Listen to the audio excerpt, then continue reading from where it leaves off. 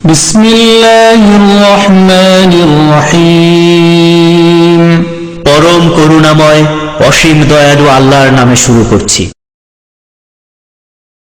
Islamic cultural centre Dammam মহান আল্লাহর অশেষ রহমতে আল কোরআন এবং সহিহ হাদিসের আলোকে সঠিকভাবে ইসলাম ধর্ম শিক্ষা দেওয়ার এক অনন্য প্রতিষ্ঠান।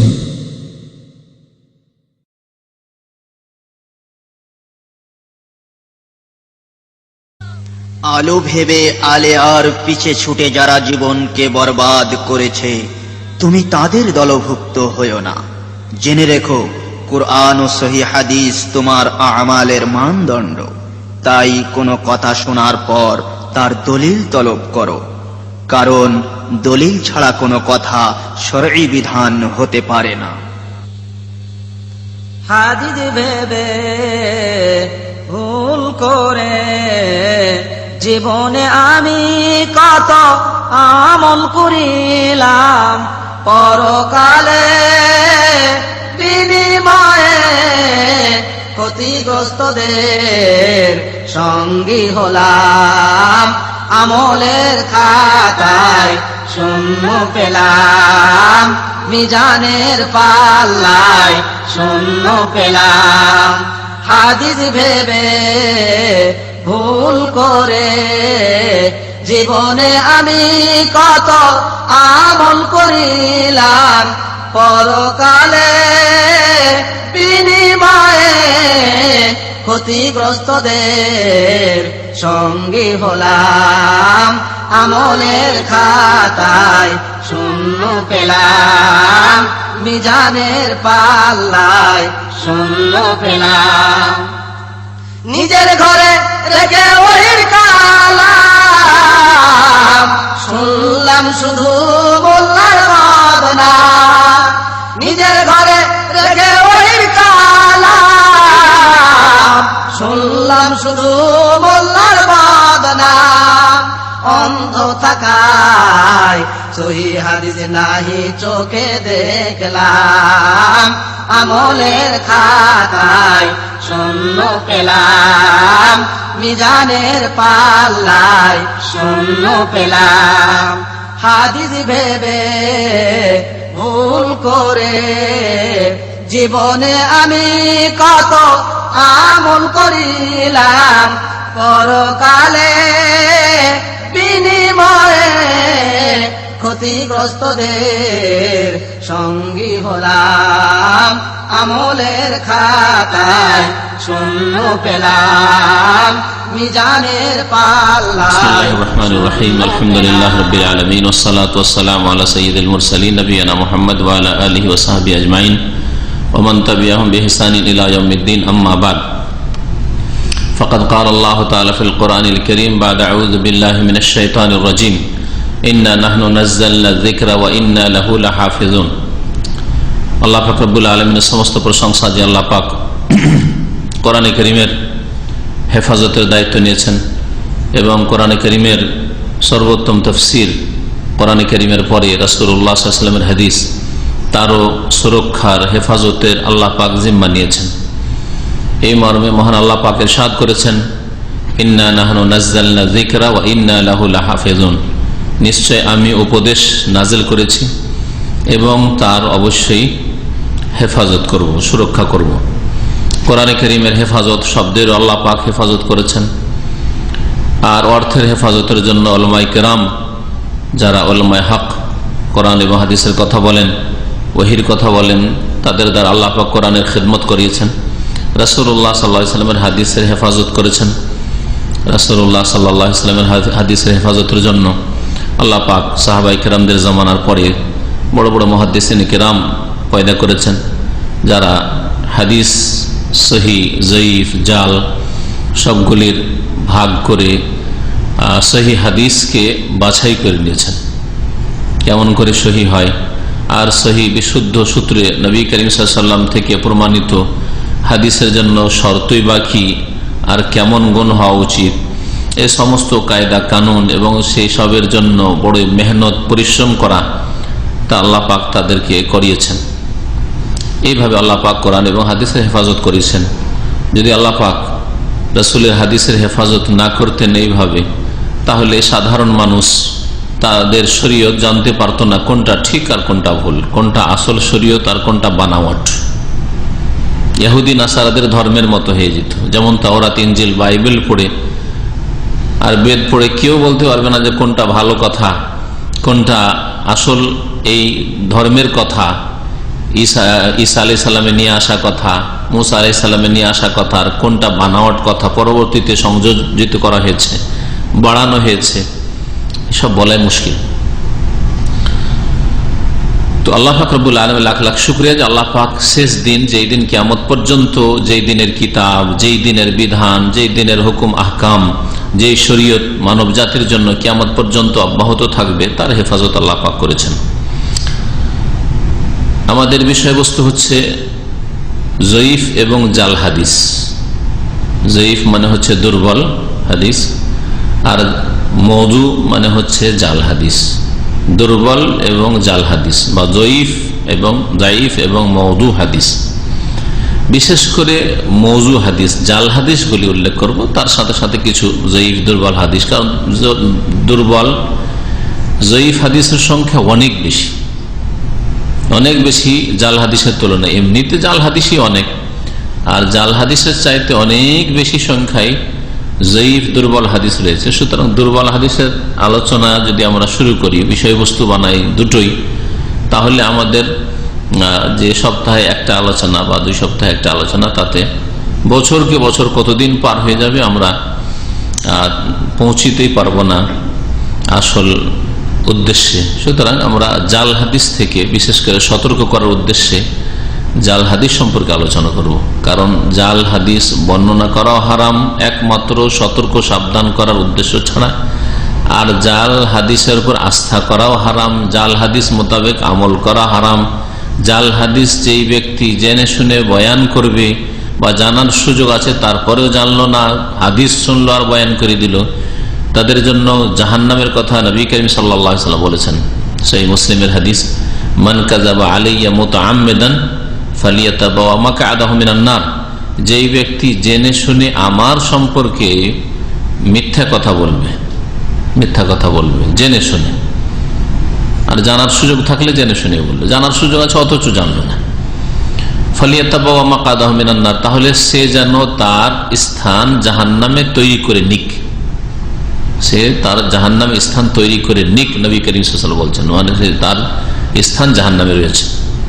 নবী করিম সাল্লাল্লাহু আলাইহি ওয়াসাল্লাম আরো বলেছেন, জাল হাদিস হয়তো নিজে গড়েনি, কিন্তু জাল হাদিস বয়ান করেছে, অন্যরা গড়েছে, তৈরি করেছে আর নিজে বয়ান করেছে। তো নবী সাল্লাল্লাহু আলাইহি ওয়াসাল্লামের আরেকটি হাদিস রয়েছে, সেই হাদিস, মান হাদ্দাসা বিহাদিস, কেউ যদি হাদিস বয়ান করে, ইয়ারা আন্নাহু কাযিব, আর সে বুঝতে পারছে যে হাদিসটা মিথ্যা কথা, বানাওয়াট কথা, ফাহুয়া আহাদুল কাযিবিন, তাহলে সে মিথ্যুকদের একজন, সে মিথ্যুক বা মিথ্যাবাদীদের একজন, তাহলে সেও ঝুঠা, সেও মিথ্যাবাদী। আর মিথ্যুকের জন্য আল্লাহ পাকের কঠোর শাস্তি রয়েছে। কোরআনে কারীম আল্লাহ বলেছেন, লানাতুল্লাহি আলাল কাযিবিন, মিথ্যুকদের উপর আল্লাহ পাকের অভিশাপ রয়েছে, লানত রয়েছে। আর মানুষের সম্পর্কে মিথ্যা বললে যদি কাবিরা গুনাহ হয়, তো সাইয়্যিদুল মুরসালিন খাতাবুন নবীন মুহাম্মদ রাসূলুল্লাহ সাল্লাল্লাহু আলাইহি ওয়াসাল্লাম সম্পর্কে কেউ যদি মিথ্যা কথা বলে, তাহলে কত বড় কাবিরা গুনাহ হইতে পারে, কত বড় কাবিরা গুনাহ হইতে পারে। আর তাতেই শুধু সীমিত নয়, আমার আপনার সম্পর্কে কেউ যদি মিথ্যা কথা বলে, তাহলে লোকজন যাদের চোখ আছে, শরীয়ত সম্পর্কে জ্ঞান আছে, তারা বলবে যে মতিউর রহমান দলিল নাই, কোরআন হাদিস দলিল, সুতরাং সে যদি এরকম কথা বলেও থাকে তো আমরা নেব না, ঠিক না? কিন্তু মুহাম্মদ রাসূলুল্লাহ সাল্লাল্লাহু আলাইহি ওয়াসাল্লাম সম্পর্কে যদি মিথ্যা বানাওয়াট কোনো কথা বলা হয়, তার নাম হচ্ছে হাদিস। আমার নামে যদি কোনো মিথ্যা কথা বলা হয় যে এই কথা বলেছে বা এরকম ফতোয়া দিয়েছে, তাহলে সেটা হাদিস হবে না। কোরআন হাদিসের সমর্থন যদি থাকে তাহলে সেটা নেওয়ার মতো, আর না হলে ছুঁড়ে ফেলার মতো, ঠিক না? কিন্তু রাসূলুল্লাহ সাল্লাল্লাহু আলাইহি ওয়াসাল্লামের নামে কোনো কথা যদি বলা হয় আর মানুষ যদি বুঝতে না পারে যে সেটা জাল কথা, মিথ্যা কথা, তাহলে সেটার নাম কি? হাদিস, দিন। সেটা নেওয়া, আমল করা ফরজ। আকীদার কথা হলে সেটা বিশ্বাস করা ফরজ, সেটা ওহী হয়ে গেল, সেটা তখন দলিল হয়ে গেল। আমার কথা দলিল নয়, আপনার কথা দলিল না, দুনিয়ার কোনো মানুষের কথা দলিল নয়। বরং দুনিয়ার যে কোনো মানুষের কথার জন্য দলিল পেশ করতে হয় কোরআন থেকে অথবা হাদিস থেকে। ইউস্তাদাল্লু লাহু ওয়ালা ইউস্তাদাল্লু বিহি, যে কোনো মানুষের কথার সমর্থনে দলিল পেশ করা লাগে, তার কথাকে দলিল হিসাবে পেশ করা। অমুক বলেছেন, এটা দলিল নাই। অমুক বলেছেন, ওর দলিল কোরআন হাদিস আছে কিনা তার দলিল পেশ করা আবশ্যক। পক্ষান্তরে রাসূলুল্লাহ সাল্লাল্লাহু আলাইহি ওয়াসাল্লামের কথা ইউস্তাদাল্লু বিহি, তার কথাই দলিলে পেশ করা যাবে, যে কালা রাসূলুল্লাহ সাল্লাল্লাহু আলাইহি ওয়াসাল্লাম, রাসূলুল্লাহ সাল্লাল্লাহু আলাইহি ওয়াসাল্লাম বলেছেন, অথবা রাসূলুল্লাহ সাল্লাল্লাহু আলাইহি ওয়াসাল্লাম করেছেন, রাসূলুল্লাহ সাল্লাল্লাহু আলাইহি ওয়াসাল্লাম সামনে করা হয়েছে, সাহাবীরা করেছেন, তিনি চুপ থেকেছেন। আমি আপনি চুপ থাকলে বাতিল, গুনহা, কাবিরার উপর চুপ থেকে যেতে পারেন, দুনিয়ার গরজে, স্বার্থে, কারো ভয়ে, ঠিক না? কিন্তু সাইয়্যিদুল মুরসালিন মুহাম্মদ রাসূলুল্লাহ সাল্লাল্লাহু আলাইহি ওয়াসাল্লাম কখনো কোনো ভুলের উপর চুপ থাকতে পারেন না। তাকে আল্লাহ পাক পাঠিয়েছিলেন মানুষের সংশোধনের জন্য, মানুষকে সতর্ক করার জন্য। কি করে তিনি ভুলের উপর সতর্ক না করে চুপ থাকতে পারেন? অসম্ভব কথা।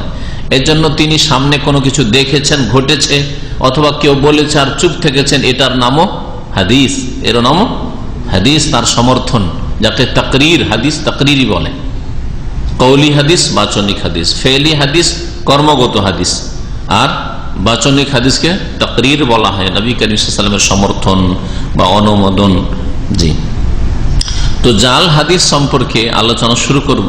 জাল হাদিসগুলি তুলে ধরার আগে ভূমিকা স্বরূপ জাল হাদিস সম্পর্কে, যাতে করে আমাদের সাধারণ একটা জ্ঞান থাকে, এই আলোচনাটা আপনাদের সামনে পেশ করব। জাল হাদিসকে আরবিতে কি বলে বললাম? হ্যাঁ, মওদু। মওদু, মওদু শব্দটি ইসিম মফুল, আরবি গ্রামারে সারফে হচ্ছে ইসমে মফুল। ওয়াদা ইয়াদাও, বাবে ফাতাহা ইফতাহ থেকে, ওয়াদা ইয়াদাও থেকে ইসিম ফাইল হচ্ছে ওয়াদে, আর ইসিম মফুল হচ্ছে মওদু। ওয়াদা মানে বানানো, তৈরি করা।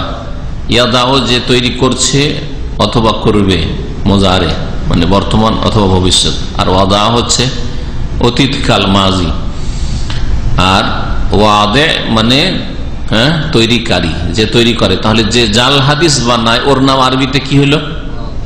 ওয়াদে, মানে যে ব্যক্তি জাল হাদিস তৈরি করে। তৈরি করে এক কথা, যে কোনো জিনিস তৈরি করা, এটা শাব্দিক অর্থ। তারপরে শরীয়তের ভাষায় যখন বলতে যাব তখন হাদিসের ক্ষেত্রে বলবো। যে ব্যক্তি তৈরি করে তার নাম হচ্ছে ওয়াদে, বা যে জাল হাদিস তৈরি করে তার নাম হচ্ছে ওয়াদে। অন্য কোনো কিছু তৈরি করে আরবিতে বলে ওয়াদে। হ্যাঁ, আর মওজু মানে তৈরিকৃত। মওজু মানে হচ্ছে যা তৈরি করা হয়। যেমন কাতেল মানে হত্যাকারী, আর মাকতুল মানে হত্যাকৃত, যাকে খুন করা হয়েছে। হ্যাঁ, যাকে খুন করা হয়েছে ওর নাম হচ্ছে মাকতুল। ওই রকমই মওদু মানে যা তৈরি করা হয়েছে, তার মানে বানাওয়াট। বানাওয়াট বস্তু, তৈরি করা বস্তুর নাম হচ্ছে মওদু। তো জাল হাদিসকে মওদু কেন বলে? কারণ সেটা হচ্ছে কোন মানুষের তৈরি করা, কোন মানুষের তৈরি করা। রাসূলুল্লাহ সাল্লাল্লাহু আলাইহি ওয়াসাল্লাম থেকে সেটা প্রমাণিত নয়। ওয়াদা শব্দের একাধিক অর্থ আসে। ওয়াদা মানে ফেলে দেওয়া হয় বা রেখে দেওয়া হয়। হ্যাঁ, ওয়াদা মানে রেখে দেওয়া। ওয়াদা রেখে দেওয়ার অর্থে অনেক ক্ষেত্রে কোরআন এবং হাদিসে ব্যবহার হয়েছে। ওয়াদা তো ইয়াদি, আমার হাতটা এই যে টেবিলে রাখলাম। ওয়াদা তো ইয়াদি, আমার হাতটা রাখলাম আলা তাওয়ালা, টেবিলের উপরে। ওয়াদা রেখে দাও। ওয়াদা মানে ফেলে দেওয়া হয়। ওয়াদা মানে ছেড়ে দেওয়া হয়। ওয়াদা মানে মিথ্যা রচনা করা, ওই অর্থটা আছে এখানে জাল হাদিস গড়ার ক্ষেত্রে। ওয়াদা মানে কোন জিনিসের সাথে কোন জিনিস মিলিয়ে দেওয়া, এইসব অর্থ হয়। তাহলে একটা শব্দের একাধিক অর্থ হয় বিভিন্ন ভাষায়, বিশেষ করে আরবি ভাষায়। আরবি ভাষায় এত ধনী ভাষা, রিচ ভাষা, যে একটা শব্দের অনেকগুলি অর্থ হয়। একটা শব্দের অনেক অর্থ হয়। মুহাদ্দিসিনদের অর্থাৎ হাদিসের পণ্ডিত যারা, হাদিস বিশারদগণ, তাদের পরিভাষায় হাদিস মওদু কাকে বলে? ইমাম ইবনুস সালাহ রহমতুল্লাহ আলাই উসুল হাদিস বা মুস্তালাহুল হাদিসের প্রথম দিকের, যখন হাদিসের কায়দা কানুন প্রথম দিকে তৈরি হয় বেশ ভালোভাবে, তখনকার যুগের তিনি একজন মুহাদ্দিস। তার কিতাব আছে উলুমুল হাদিস। তাতে তিনি মওজু হাদিস বা জাল হাদিসের সংজ্ঞায় দুটি শব্দ বলেছেন, হুয়াল মুখতালাক আল মাসনু। জাল হাদিস বলা হয়। মুখতালাক মানে ইখতালাকা মানে তৈরি করা, গড়া, গড়া জিনিস। আল মাসনু যা তৈরিকৃত। মুখতালাক মানে গড়ে নেওয়া বস্তু, আর মাসনু মানে তৈরিকৃত বস্তু। যেই কথা বা কাজ তৈরি করা নেওয়া হয়েছে বা গড়ে নেওয়া হয়েছে, রাসূলুল্লাহ সাল্লাল্লাহু আলাইহি ওয়াসাল্লাম বলেননি, রাসূলুল্লাহ সাল্লাল্লাহু আলাইহি ওয়াসাল্লাম করেননি, রাসূলুল্লাহ সাল্লাল্লাহু আলাইহি ওয়াসাল্লামের সাথে এটা ঘটেনি, রাসূলুল্লাহ সাল্লাল্লাহু আলাইহি ওয়াসাল্লাম সম্পর্কে এরকম হয়নি, কিন্তু সেটা গড়ে নেওয়া হয়েছে অথবা তৈরি করা হয়েছে, এর নাম হচ্ছে জাল। এমনকি নবী সাল্লাল্লাহু আলাইহি ওয়াসাল্লামের জিন্দেগি সম্পর্কে, নবী সাল্লাল্লাহু আলাইহি ওয়াসাল্লাম হুলিয়া মুবারক সম্পর্কে, দৈহিক গঠন সম্পর্কে অনেক জাল কথা গড়া আছে। নাই, নবীর ছায়া পড়তো না, কি বলবেন এটাকে? জাল, এটা মিথ্যা কথা। মোছামাছি বসতো না, নবী কারীম সাল্লাল্লাহু আলাইহি ওয়াসাল্লামের পেশাব পায়খানা কখনো দেখা যেত না। শুনেছেন এগুলো কথা বিদ্যার্থীদের কাছ থেকে? পেশাব পায়খানা কখনো দেখা যেত না। যেমনই কাজে হাজাত করতেন, মাটি ফেটে যেত, মাটির তলায় কোথায় চলে কোনো মানুষ দেখতে পেত না। এসব মোল্লাদের কাছ থেকে সুঘ্রাণ আসতো পেশাব পায়খানা থেকে। ঘাম থেকে আসতো, এটা তো আছে কথা। তাও তো ঘাম থেকে আসতো মানে ঘাম থেকে আসতো কি? নবী করিম সাল্লাল্লাহু আলাইহি ওয়াসাল্লাম খুব বেশি বেশি আতর সুগন্ধি ব্যবহার করতেন, সেই জন্য সবসময় সুগন্ধি আসতো, আল্লাহু আলাম। তো এতটুকু যদি বলতো তো চলতো না, কিন্তু পেশাব পায়খানা থেকেও সুঘ্রাণ আসে। এগুলি কথা কি? হ্যাঁ। তো নবী করিম সাল্লাল্লাহু আলাইহি ওয়াসাল্লামের যে শারীরিক গঠন অথবা আখলাক চরিত্র সম্পর্কে অনেক জাল কথা রয়েছে, অনেক জাল কথা রয়েছে।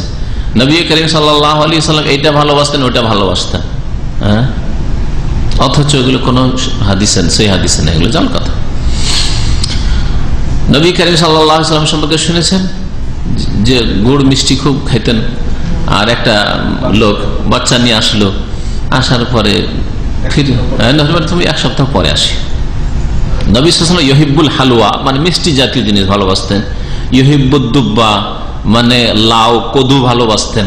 এগুলি কথা ঠিক আছে, কিন্তু মিষ্টির এমন আসক্তি ছিল, আউযুবিল্লাহ, নবীর কত বড় মানহানি করেছে। আজকাল ইহুদি নাসারারা আমেরিকার ওরা মানহানি করেছে, যার জন্য মিছিল হচ্ছে। আর মুসলিম বিদাতি মোল্লা ওয়াজ মাহফিলে কিচ্ছা বয়ান করে যে এক বাচ্চাকে নিয়ে আসলো, যে বাচ্চাটা গুড় খায়। নবী যুগে গুড় কোথায় ছিল? যাই হোক, ধরে নিলাম যে মিষ্টি ছিল। আমাদের দেশের লোকেরা গুড় খাওয়া লোক, সেই জন্য গুড় দিয়ে ওয়াজ করে গুড় দিয়ে, কিন্তু গুড় বলে। যাই হোক, তো মিষ্টি, মোট কথা খুব মিষ্টি খায়। আমার বাচ্চাটাতে একটু নসিহত করে দেন, আপনার কথা শুনবে, আমার কথা শোনে না। নবী সাল্লাল্লাহু আলাইহি ওয়াসাল্লাম নসিহত না করে বলেন আগামী সপ্তাহে আসি। আগামী সপ্তাহে বাচ্চাটাকে আবার নিয়ে এসে বলছে, বাবা রে, এত বেশি মিষ্টি খেতে হয় না, তুমি মিষ্টি খেও না। তখন ছেলের বাবা বলছে, ইয়া রাসূলুল্লাহ, এই কথাটাই বলার ছিল তো গত সপ্তাহে বলে দিতেন, এক সপ্তাহ পরে আসিও। ভাবলাম যে কি করবেন না করবেন, কি বলবেন, আর আবার এই কথাটা গত সপ্তাহে বললেই তো হতো। তখন নবী করিম সাল্লাল্লাহু আলাইহি ওয়াসাল্লাম নাকি বললেন, এই বিদাতি বেয়াদবরা বলছে যে বাবা রে, আসলে বলিও না, আমারই খারাপ অভ্যাস ছিল একটু গুড় খাওয়া বা মিষ্টি খাওয়া। তো আমি এক সপ্তাহে চেষ্টা করি, এক সপ্তাহ লাগলো ছাড়তে। কেমন নবী যে এক সপ্তাহ লাগলো ছাড়তে বিদাতি মোল্লাদের কাছে। যদি আমার সম্পর্কে বলেন যে একটা খারাপ অভ্যাস ছাড়তে আমাকে এক সপ্তাহ লেগেছে, তাহলে আমার মানহানি হবে। কেন আমাকে এক সপ্তাহ কেন লাগবে? যদি আমি কামেল মুমিন হব বা কামেল মুমিন হওয়ার চেষ্টা করবো, তা কেন এটা হবে? দুর্বলতা না এটা আমার? হতে পারে আমার মধ্যে, কিন্তু বড়ই কমজোরি এটা, যে এক সপ্তাহ লাগবে একটা বদ অভ্যাস ছাড়তে। এক সপ্তাহ লাগলো, এক সপ্তাহ নবী করিম সাল্লাল্লাহু আলাইহি ওয়াসাল্লাম নিজের অভ্যাসটা ছেড়ে দিয়ে তারপরে তিনি বললেন। একেবারে জাল, এইরকম বহু জাল কথা নবীর সিরাত, সুরাত, জীবনী, আখলাক, চরিত্র এবং দৈহিক গঠন সম্পর্কে বহু বিদাত রয়েছে। নবীর জন্ম সম্পর্কে এমন বিদাতি কথা রয়েছে যে অবাক হয়ে যাবে। নবীর সাধারণভাবে যেমন জন্ম হয় ওই রকম জন্ম হয়নি, সাধারণভাবে যেমন জন্ম হয় তেমন ভাবে জন্ম হয়নি। নাবিদি, আবু সুফিয়ান কাদরি, তাফাজ্জুল, এইসব কবর পূজারী মুশরিক গুলো বয়ান করে গেলেন। যাই হোক, আসল দার্স থেকে এখন অন্যদিকে বেরিয়ে চলে যাচ্ছি। শুধু বললাম যে জাল নবীর কথার ক্ষেত্রে জাল গড়েছে, কর্মের ক্ষেত্রে জাল গড়েছে, তারপরে নবী সাল্লাল্লাহু আলাইহি ওয়াসাল্লামের সামনে অনুমোদন, এইসব ক্ষেত্রে জাল গড়েছে।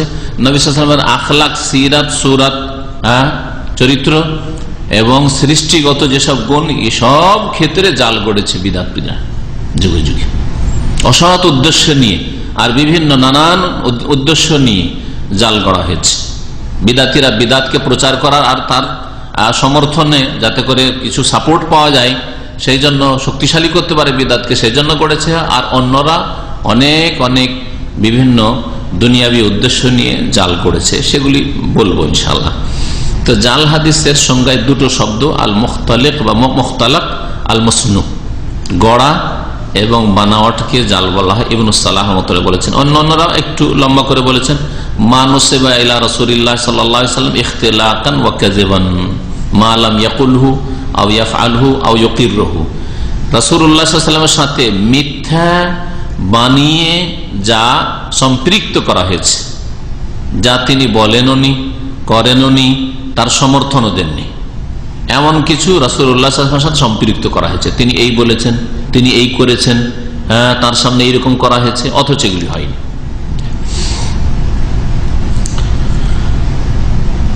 মওযু হাদিস কে যদি ভাগ করা যায় হাদিসকে, তো হাদিস দুই ভাগে ভাগ করতে পারেন, সহি আর সহি নয়, সহি আর সহি নয়, আর গায়র সহি, সহি আর গায়র সহি। সহি মানে নবী সাল্লাল্লাহু আলাইহি ওয়াসাল্লাম থেকে প্রমাণিত সাব্যস্ত, আর যা সহি নয় মানে নবী কারীম সাল্লাল্লাহু আলাইহি ওয়াসাল্লাম থেকে প্রমাণিত না। প্রথম দুই ভাগে ভাগ করতে পারেন এরকম ভাবে।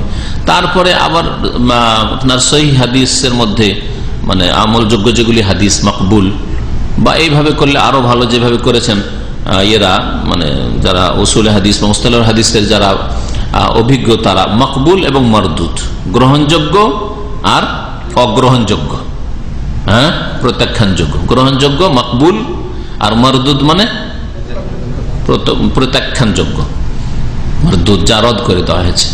মকবুলের মধ্যে তখন আসবে সহির দুই প্রকার, সহি লে জাতি, সহি লে গায়রি, হাসান লে জাতি, হাসান লে গায়রি, এই চার প্রকার, সংক্ষেপ বলে দুই প্রকার, সহি আর হাসান, এগুলি হচ্ছে মকবুল গ্রহণযোগ্য হাদিস।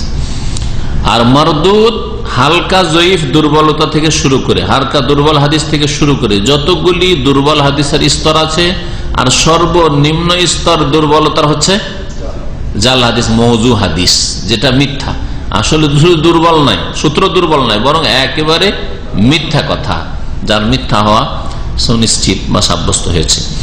জয়ীফ হাদিস এর মিথ্যা হওয়া সুনিশ্চিত নয়, তবে সন্দিহান যে এটা রাসূলুল্লাহ সাল্লাল্লাহু আলাইহি ওয়াসাল্লাম থেকে পৌঁছেছে কিনা। যখন সন্দেহ রয়েছে পৌঁছেছে কি পৌঁছেনি, তখন এই সূত্র দিয়ে এইরকম কথা নিব না যতক্ষণ পর্যন্ত বিশ্বস্ত সূত্র থেকে আমাদের কাছে রাসূলুল্লাহ সাল্লাল্লাহু আলাইহি ওয়াসাল্লামের ওহীর কথা না আসবে।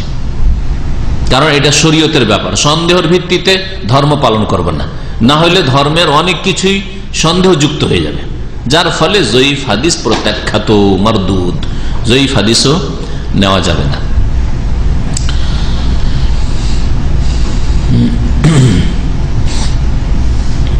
জাল হাদিস মানে বানাওয়াট, তাই না? হাদিস মানে তো রাসূলুল্লাহ সাল্লাল্লাহু আলাইহি ওয়াসাল্লামের কথা, হ্যাঁ, বা কাজ বা অনুমোদন। তো জাল তো মানুষের বা অন্য মানুষের বানানো, তাহলে এটা তো আসলে যদি চিন্তা করে দেখা যায় একটু গভীর ভাবে, তাহলে এটা হাদিসই নয়। এটা কি হাদিসই নয়। কিন্তু মুহাদ্দিসিনে কেরামরা হাদিস কেন বলেছেন? যে যেই ব্যক্তি গড়েছে সে হাদিস বলে গড়েছে, হ্যাঁ, সেই জন্য হাদিস বলা হয়েছে। কিন্তু আসলে জাল হাদিস হাদিস নয়, জাল হাদিস হাদিসই নয়। জি, মুহাদ্দিসিনে কেরাম, উলামায়ে কেরাম জাল হাদিস সম্পর্কে যদি বলতে চান তাহলে কিভাবে বলেছেন? কয়েকটি ভাষা দিয়ে তারা বলেছেন। প্রথম স্পষ্ট ভাষা, তারা বলেছেন মওদু। মওদু মানে হচ্ছে তৈরিকৃত জাল হাদিস, বানাওয়াট, বাতিল। কখনো কখনো বলেছেন হাজাল হাদিস ও বাতিল, এটা হচ্ছে বাতিল। যদি কোনো হাদিস সম্পর্কে বলা থাকে বাতিল, তার মানে সেটা হচ্ছে জাল। কখনো বলেছেন কাযিবুন, কাযিবুন বলবেন এটা বেশি শুদ্ধ। আর কিজবুন, আমাদের দেশে ভারত, বাংলাদেশ, পাকিস্তান আলেমরা কিজবুন বলে, এটাও কাযাবা একযেব কিজবুন ও মাসদার আসে। আর কাযেবা একযেব কাযিবুনও, কাযাবা একযেব কাযিবুন ও মাসদার আসে, কিন্তু কাযিবুনটা বেশি শুদ্ধ, বেশি ফাসিহ। আমাদের দেশের মানুষ বেশি ফাসিটা বলতে অভ্যস্ত না, অথচ কোরআনে যারা হাফেজ সাহেব অথবা আলেমরাও কোরআন তো পড়ে, এমনি সাধারণ লোক কোরআন পড়ে। ইউসুফ আলাইহিস সালামের ঘটনায় সূরা ইউসুফে রয়েছে ওয়াজাউ আলা কামিসিহি বিদামিন কাযিব, কিজবুন নেই, কিন্তু কিজবুনটা আমাদের দেশে বেশি খ্যাতি লাভ করেছে শব্দটা, অথচ কোরআনে আছে কাযিব। কিজবুনটা কেন খ্যাতি লাভ করেছে ভাষার ক্ষেত্রে, প্রয়োগের ক্ষেত্রে? সিদকুন আর কিজবুন, সত্যকে সিদক বলা হয় আর সিদকের ওজনে কিজব মিলছে, যার ফলে সিদকুন কিজবুন করে দিয়েছে। বুঝতে পারছেন? আসলে সিদকুন তো স্বীকার শুদ্ধ, কিন্তু কিজবুন ভুল নয়, কিন্তু কিজবুনের চাইতে বেশি শুদ্ধ হচ্ছে কাযিবুন। কাযিবুন কোরআনে কারীমে ওমান আযলামু মিম্মান ইফতারা আলাল্লাহি আল কাযিব আছে, আল কাযিব আল কিজবা নেই। আরে কোরআনে কিজবুন ব্যবহার করা হয়নি, কাযিবুন ব্যবহার করা হয়েছে, এই জন্য কাযিব বলাই বেশি ভালো। তারপর এগুলো হচ্ছে স্পষ্ট ভাষা জাল হাদিস সম্পর্কে, মওযু, বাতিল, কাযিব। কখনো কখনো স্পষ্ট না, একটু এর চাইতে হালকা, যেমন মুহাদ্দিসিন অনেক সময় বলেছেন হাযাল হাদিস লা আসলা লাহু, এই হাদিসটির কোনো ভিত্তি নেই, লা আসলা লাহু, ভিত্তিহীন। আমরা নিজের ভাষায় বলি ভিত্তিহীন, লা আসলা লাহু, এর কোনো আসল নেই, এর মূল নেই, এর শিকড়ি নেই। লা আসলা লাহু বিহাযাল লাফজ, এইরকম শব্দ দিয়ে কোনো এর ভিত্তি নেই। লাইসা লাহু আসলুন, এই ধরনের শব্দ তারা বলে থাকেন। কখনো কখনো তারা বলেন হাযাল হাদিস লা ইয়াসিহু, এটা শুদ্ধ নয়, শুদ্ধ নয়, অথচ উদ্দেশ্য হচ্ছে জাল, একেবারে নিচেরটা। শুদ্ধ সহি নয়, শুদ্ধ নয় মানে এই নয় যে জয়ীফ, উদ্দেশ্য তাদের হচ্ছে এটা জাল হাদিস। লা ইয়াসবুত বা লাম ইয়াসবুত, এটা প্রমাণিত নয়। লাম ইয়াসিহা ফি হাযাল বাবে শাই, এই বিষয়ে কোনো শুদ্ধ সহি হাদিস নেই, সহি শুদ্ধ হাদিস নেই। এই ধরনের কথা বলে উদ্দেশ্য তারা করেন জাল হাদিসকে।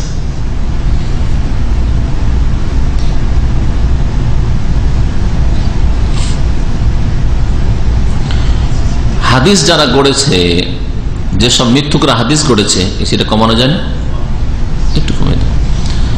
হাদিস যারা গড়েছে তারা দুই রকম করে হাদিস গড়েছে, দুইয়ের এক করে। একটা হচ্ছে যে নিজেই হয়তো শব্দগুলি বানিয়েছে, কথাগুলি বানিয়েছে নিজের পক্ষ থেকে, আর বানিয়ে মার্কেটে চালু করে দিয়েছে, কালা রাসূলুল্লাহ জড়িয়ে দিয়েছে, রাসূলুল্লাহ বলেছেন। অনেক সময় সনদ লাগিয়ে দিয়েছে, আবু হুরায়রা থেকে বর্ণিত, আবু বকর থেকে বর্ণিত, মা আয়েশা থেকে বর্ণিত, আল্লাহ রসুল, আল্লাহ রসুল বলেছেন, আল্লাহ রসুল করেছেন। এইভাবে নিজে থেকে বানিয়ে বিষয়বস্তুটা বানিয়ে বলেছে কখনো কখনো, আর কখনো কখনো নিজে বানায়নি, আগের যুগের জ্ঞানীগুণীদের কথা, হ্যাঁ, বুদ্ধিজীবী আজকাল বলছে না, তখনকার যুগের জ্ঞানীগুণী ওই রকম পণ্ডিতদের কথা, অনেক সময় জ্ঞানীদের কথাতে কিছু উপদেশ আছে, আছে না নেই? হ্যাঁ, যেমন কর্ম তেমন ফল, কথাটা তো হাদিসে নেই, আছে কি? কিন্তু কোরআন হাদিসের সমর্থন আছে, কোরআন হাদিসে সমর্থন আছে। এখন কেউ যদি কালা রাসূলুল্লাহ সাল্লাল্লাহু আলাইহি ওয়াসাল্লাম বলেছেন যেমন কর্ম তেমন ফল, কামাতা দিন তো দানো, আরবিতে এর প্রবাদ হচ্ছে এইটা, আর বাংলাতে হচ্ছে ওইটা, বুঝতে পারলেন না? টিট ফর ট্যাট, এটাকে যে হাদিস বানিয়ে দিল, আগেরই তৈরি ছিল, আর ওপর আগে থেকে কামাতা দিন তো দানো বলতো, এটাকে কালা রাসূলুল্লাহ লাগিয়ে দিলে হলো। হ্যাঁ, এইরকমই মেলা ক্ষেত্রে আছে। আগের কোনো হেকমতের কথা, জ্ঞানের কথা, জ্ঞানমূলক কথা ছিল, সেটাকে কালা রাসূলুল্লাহ বলে জাল হাদিস গড়িয়ে দিল। নিজে গড়েনি, কিন্তু অন্যরা যেটা বলতো যে এটা জ্ঞানীদের কথা, সেটাকে বললো রসুলের কথা। এরকম অনেক ক্ষেত্রে হয়েছে। কোনো বিচিত্র না যে উতলবের ইলমা আলাউ কানা বিসসিন, তোমরা সুদূর চীন যেতে হইলো তোমরা এলিম শেখার জন্য যাও, এটা হয়তো নবী সাল্লাল্লাহু আলাইহি ওয়াসাল্লাম জামানার আগেও আরব জাহিলিয়াতের যুগে বলতো। দূর চীন দেশের নাম শুনেছে, কিন্তু কোনোদিন চীন দেশ যায়নি, কারণ তাদের বাণিজ্যিক সফর হয় এমন দেশে ছিল, আর না হলে শাম দেশে, রোম পর্যন্ত ছিল, আর এর বেশি ছিল না। না রাশিয়া বুঝতো, না চীন বুঝতো, কিছু বুঝতো না। সুতরাং নামটা শুনেছে চীন, সিন, আগের যুগের লোকেরা বলতো। এক মিথ্যুক এসে তখন লাগিয়ে দিল উতলুবুল ইলম আলাউ কানা বিসসিন, বুঝলেন না? হয়তো নিজে গড়েনি, আগের কারণ এইরকম কথা প্রবাদে ছিল যে দূর হইল, মেহনত হইল, এলিম শিখার জন্য মেহনত করো, যাও দূরে, হাদিস বানিয়ে ফেলেছে। কখনো কখনো হয়তো, কারণ জাল হাদিস গড়া হয়েছে সাহাবে কেন্দ্রের জামানার পরে, সাহাবীর কথাকে কালা রাসূলুল্লাহ করে দিয়েছে, তা কোনো তাবেঈর কথাকে কালা রাসূলুল্লাহ করে দিয়েছে, এরকম অনেক সময় হইতে পারে। কখনো কখনো অনিচ্ছাকৃত জাল হয়ে গেছে, কখনো কখনো অনিচ্ছাকৃত হয়ে গেছে, ইচ্ছা করেনি, কিন্তু কথা বলেছে হয়তো নিজের পক্ষ থেকে, শ্রোতা শুনে নিয়েছে যে এটা আগে তো কালা রাসূলুল্লাহ বলে বয়ান করেছিল, আর মধ্যখানে নিজের কথা ঢুকিয়েছে, ওইটাকে হাদিস মনে করে নিয়েছে। এরকম হতে পারে, এর উদাহরণ রয়েছে বিভিন্ন হাদিসে। হাদিস গড়া হালাল না হারাম? একেবারে কোনো ক্ষেত্রে কোনো রাস্তা নেই মানুষকে উৎসাহিত করার জন্য? হ্যাঁ, মানুষ আজকাল বেদিন হয়ে যাচ্ছে, বেনামাজি হয়ে যাচ্ছে, মানুষ কোরআন তেলাওয়াত করছে না, কোরআন শিখছে না। সুতরাং যদি একটু বেশি করে ফজিলত বয়ান করি আর বেশি করে শাস্তি বয়ান করি তো একটু ভয় পাবে, এরকম উদ্দেশ্য করা যাবে না, সৎ উদ্দেশ্য নেই। এইরকম এক শ্রেণীর মোল্লারা ছিল এক যুগে। আমি যেটা বললাম, এক শ্রেণীর মোল্লারা আগের যুগে ছিল, আর এখন একদল ওই যে চিল্লা করে, এরা কিন্তু এই কাজটি করে। যত শাস্তি বয়ান করতে পারবে আর যত বেশি ফজিলত বয়ান করতে পারবে, 49 কোটি বললে যেমন তেমন সারা জীবন গুনাহ করেছে, ভাববে যে গুনাহ যদি কইরাও থাকি তার কত কোটি বা করেছি, তো একটা জিকিরে তো 49 কত কোটি, 49 কোটি। কথা বুঝতে পারছেন? তো হাদিস জাল করা এটা সর্ব অবস্থায় হারাম, আপনার উদ্দেশ্য সৎ হোক অথবা অসৎ হোক। ইমাম নওয়াবী রহমতুল্লাহ আলাইহি সহিহ মুসলিমের ভাষ্যকার, 6ষ্ঠ শতাব্দীর ইমাম, তিনি বলছেন কাদ আজমা আহলুল হাল্লি ওয়াল আকদ, সমস্ত উলামায়ে কেরামের ইজমা রয়েছে উম্মতের, হানাফি, শাফি, মালিকি, হাম্বলি, মুহাদ্দিসিনে কেরাম, ফুকাহা, সমস্ত উলামায়ে কেরামের একমত হয়ে তারা বলেছেন, ঐক্যমত রয়েছে কিসের ওপর? আলা তাহরিমিল কাযিব আলা আহাদিন নাস, কোন মানুষ সম্পর্কে মিথ্যা কথা বলা, এটাই হারাম, এর উপরে ইজমা রয়েছে। কোন মানুষ সম্পর্কে, একটা লোক চুরি করেনি চোর বলা সবার কাছে হারাম, ঠিক না? একটা লোক নামাজ পড়িনি আর বলে নামাজ পড়ে, অনেক সময় বলে, অনেক সময় এইগুলো বলে। মহিলারা ভালোবাসার খাতিরে স্বামীর কি করে বদনাম করো, না না আমার স্বামী নামাজ পড়ে। একজন আমার পরিচিত মানুষ, তার স্ত্রী এমএ পাস, স্ত্রী নামাজ পড়ে, আর ও হচ্ছে অফিসার, স্বামী হচ্ছে অফিসার। স্ত্রী নামাজ পড়ে, স্বামী মাঝে মধ্যে জুম্মা পড়ে, কখনো একাদক্ত পড়ে। তো জিজ্ঞাসা করলাম, পরিচিতদের মধ্যে যেহেতু, জিজ্ঞেস করলাম যে কি ভাই নামাজ পড়ে? তো বলছে হ্যাঁ ভাই, হ্যাঁ ভাই, আপনার ভাই নামাজ পড়ে। মানে আসল খবর নিয়ে দেখা গেল যে কখনো কখনো সপ্তাহে 1 দিন 2 দিন, কখনো একবার পড়ে নিল বা জুমা পড়লো। তো অনেকে ভাবে যে জুমা পড়লি নামাজ পড়ে, অথবা স্বামী সম্পর্কে কি করেই বলবো যে নামাজ পড়ে না, হ্যাঁ, বা মাঝে মধ্যে পড়ে মাঝে মধ্যে পড়ে না। এইরকম জামাই সম্পর্কে কি করে বলবে নামাজ পড়ে না, বা জামাই দেখতে এসছে, গ্রামের লোকে জিজ্ঞাসা করলে কি করে বলবো বিয়েটা ভেঙে যাবে, নামাজ পড়ে না। এই মিথ্যা কথা বলা জায়েজ? হারাম। যে কোনো মানুষ সম্পর্কে সুনামের হোক আর দুর্নামের হোক মিথ্যা কথা বলা হারাম। ফাকাইফা বিমান কাউলুহু শারউন ওয়া কালামুহু ওয়াহিয়ুন, তাহলে সাধারণ মানুষ সম্পর্কে যদি মিথ্যা কথা বলা হারাম হওয়ার উপর ইজমা থাকে, ঐক্যমত থাকে, তাহলে এমন ব্যক্তিত্ব যার কথা হচ্ছে শরীয়ত আর যার বাণী হচ্ছে ওহী, তার সম্পর্কে মিথ্যা কথা বলা সম্পর্কে কোনো দ্বিমত থাকতে পারে? যে সৎ উদ্দেশ্য নিয়ে বলছি, ভালো নিয়ত নিয়ে, যে নবীর সাপোর্টার বাড়বে, নবীর উম্মত বাড়বে, নামাজের সংখ্যা বাড়বে, কোরআন শিক্ষাকারী, কোরআনের হাফেজ বাড়বে, সেই জন্য দিলাম বাড়িয়ে একেবারে ফজিল, চলবে না? চলবে না। ওয়াল কাযিবু আলাইহি কাযিবুন আলাল্লাহি তাআলা, আর এমন এক ব্যক্তিত্ব যে যার সম্পর্কে মিথ্যা বলা হচ্ছে আল্লাহ পাক সম্পর্কে মিথ্যা কথা বলা। আমার সম্পর্কে মিথ্যা কথা বললে আল্লাহ সম্পর্কে মিথ্যা কথা বলা হইল আমার দোষ, খুব বেশি হইলে আমার সম্পর্কে যদি সাব্যস্ত করে দেয় মিথ্যা বলে হইচই করে, তাহলে আমার দোষ, হ্যাঁ, শরীয়তের দোষ না, নবীর দোষ না। কিন্তু রাসূলুল্লাহ সাল্লাল্লাহু আলাইহি ওয়াসাল্লাম সম্পর্কে কেউ যদি মিথ্যা কথা বলে, তাহলে আল্লাহ সম্পর্কে সে মিথ্যা কথা বলল, আল্লাহর উপর দোষ আরোপ করল। ক্বালা তাআলা, মহান আল্লাহ ইরশাদ করেছেন, ওয়া মা ইয়ানতিকু আনিল হাওয়া, নবী করিম সাল্লাল্লাহু আলাইহি ওয়াসাল্লাম খেয়াল খুশি কথা বলতেন না, হাওয়া মনে যা আসলো তাই বলে দিলেন, হ্যাঁ, কুপ্রবৃত্তির অনুসরণে কথা বলতেন না। ইন হুয়া ইল্লা ওয়াহয়ুন ইউহা, তা কিছুই হতো না একমাত্র ওহী ছাড়া, যা তার উপর ওহী করা হইতো। অর্থাৎ যা কিছুই তিনি বলতেন তা ওহীর ভিত্তিতেই বলতেন। সূরা নজমের আয়াত নম্বর 9-10। নবী করিম সাল্লাল্লাহু আলাইহি ওয়াসাল্লামের কঠোর বাণী রয়েছে, যারা জাল হাদিস গড়ে তাদের সম্পর্কে বললাম। বেশ কিছু হাদিস, একটা আর বেশি বাড়াবার দরকার নাই। এখন কোন ব্যক্তি যদি জাল হাদিস গড়ে থাকে তো ওর তওবা কবুল হবে কি হবে না এই সম্পর্কে সহি মত হচ্ছে যদি খালেস অন্তর থেকে তওবা করে তো তওবা কবুল হবে। লা খিলাফ বাইনাল উলামা আন্না তাওবাতাল ওয়াদি মাকবুলাতুন, ওয়াদি হাদিস জালকারী যে তওবা করে তো তওবা কবুল হবে।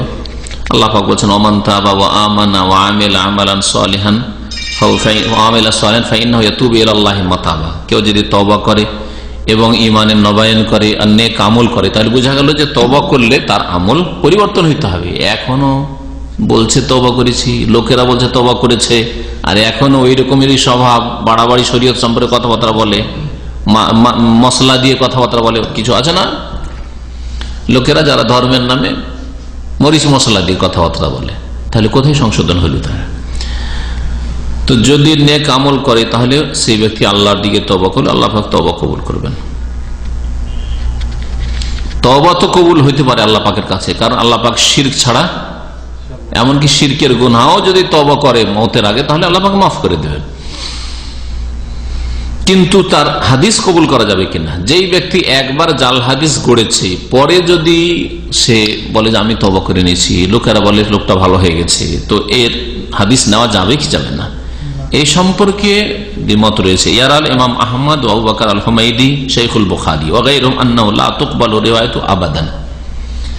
জাল হাদিস গড়া কত বড় যে অপরাধ যে সেই লোকের হাদিস নেওয়া যাবে না। ইমাম আহমদের মতে, ইমাম আবু বকর হুমাইদি, ইমাম বুখারী রাহমাতুল্লাহ আলাইহির শেখ উস্তাদ, যার থেকে হাদিস সহিহ বুখারীতে অনেকগুলি বর্ণনা করেছেন, ইমাম বুখারী রাহমাতুল্লাহ আলাইহি বলেছেন যে লা তুকবালু রিওয়ায়াতু আবাদান, এর হাদিস কখনো নেওয়া যাবে না।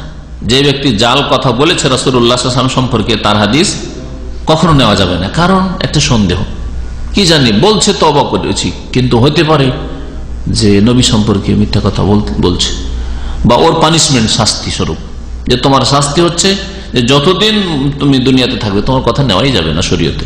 হাদিস কালা রাসূলুল্লাহ করেছেন, বলেছেন, এই কথা কবুল করা যাবে না। তবে ইমাম নওয়াবী রাহমাতুল্লাহ আলাইহি বলেছেন যে না, তার তওবা কবুল করা যাবে এবং তার রিওয়ায়াতও কবুল করা যাবে সাক্ষীর মতো। যেমন একটা লোক যদি মিথ্যা কথা বলে, কখনো মিথ্যা কথা বলতো, তারপরে পরবর্তীতে সেই লোকটা তওবা করেছে, আগামীতে কোনো কেসের সাক্ষীর জন্য তার সাক্ষী গ্রহণ করা যাবে কি যাবে না?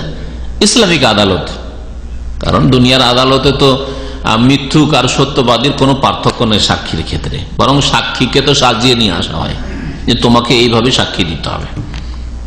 এই উকিলগুলি তো এই জন্যই পয়দা করা হচ্ছে, উকিলের প্রোডাকশন হচ্ছে যে তোমরা শিখিয়ে নিয়ে আসবে যে এইভাবে বললে কেসটাতে জিততে পারে। এই হলো আজকালকার অবস্থা মানবরচিত বিধানে। শরীয়তে যেই ব্যক্তি মিথ্যা সাক্ষী দিয়েছে বা মিথ্যা কথা বলেছে, সে যদি তওবা করে তাহলে তার সাক্ষী পরবর্তীতে তওবা যদি সুন্দর হয়ে থাকে, প্রমাণ হয়ে থাকে, তাহলে কবুল করা যাবে। এইরকমই এমনকি কাফের কুফরের অবস্থায় ছিল, তখন তার আমল কবুল হতো না, কিন্তু ইসলাম কবুল করার পরে সে যদি ভালো কথা বলে তাহলে যেমন কবুল করা যাবে এরকমই। তবে মাসলা ইখতিলাফ রয়েছে। নবী করিম সাল্লাল্লাহু আলাইহি ওয়াসাল্লাম সম্পর্কে মিথ্যা কথা বলা যে কত বড় অপরাধ, যে এই ক্ষেত্রে উলামারা ইখতিলাফ করেছেন যে এত বড় অপরাধী যে ওর কথা কবুল করব না। ইমাম আহমদের মতো আলেম আর ইমাম বুখারীর ওস্তাদের মতো আলেম, এইরকম বহু আইম্মা কেরামরা তারা বলেছেন ওর জীবনে কোনোদিন হাদিস কবুল করব না, কারণ সে মিথ্যা হাদিস গড়েছে।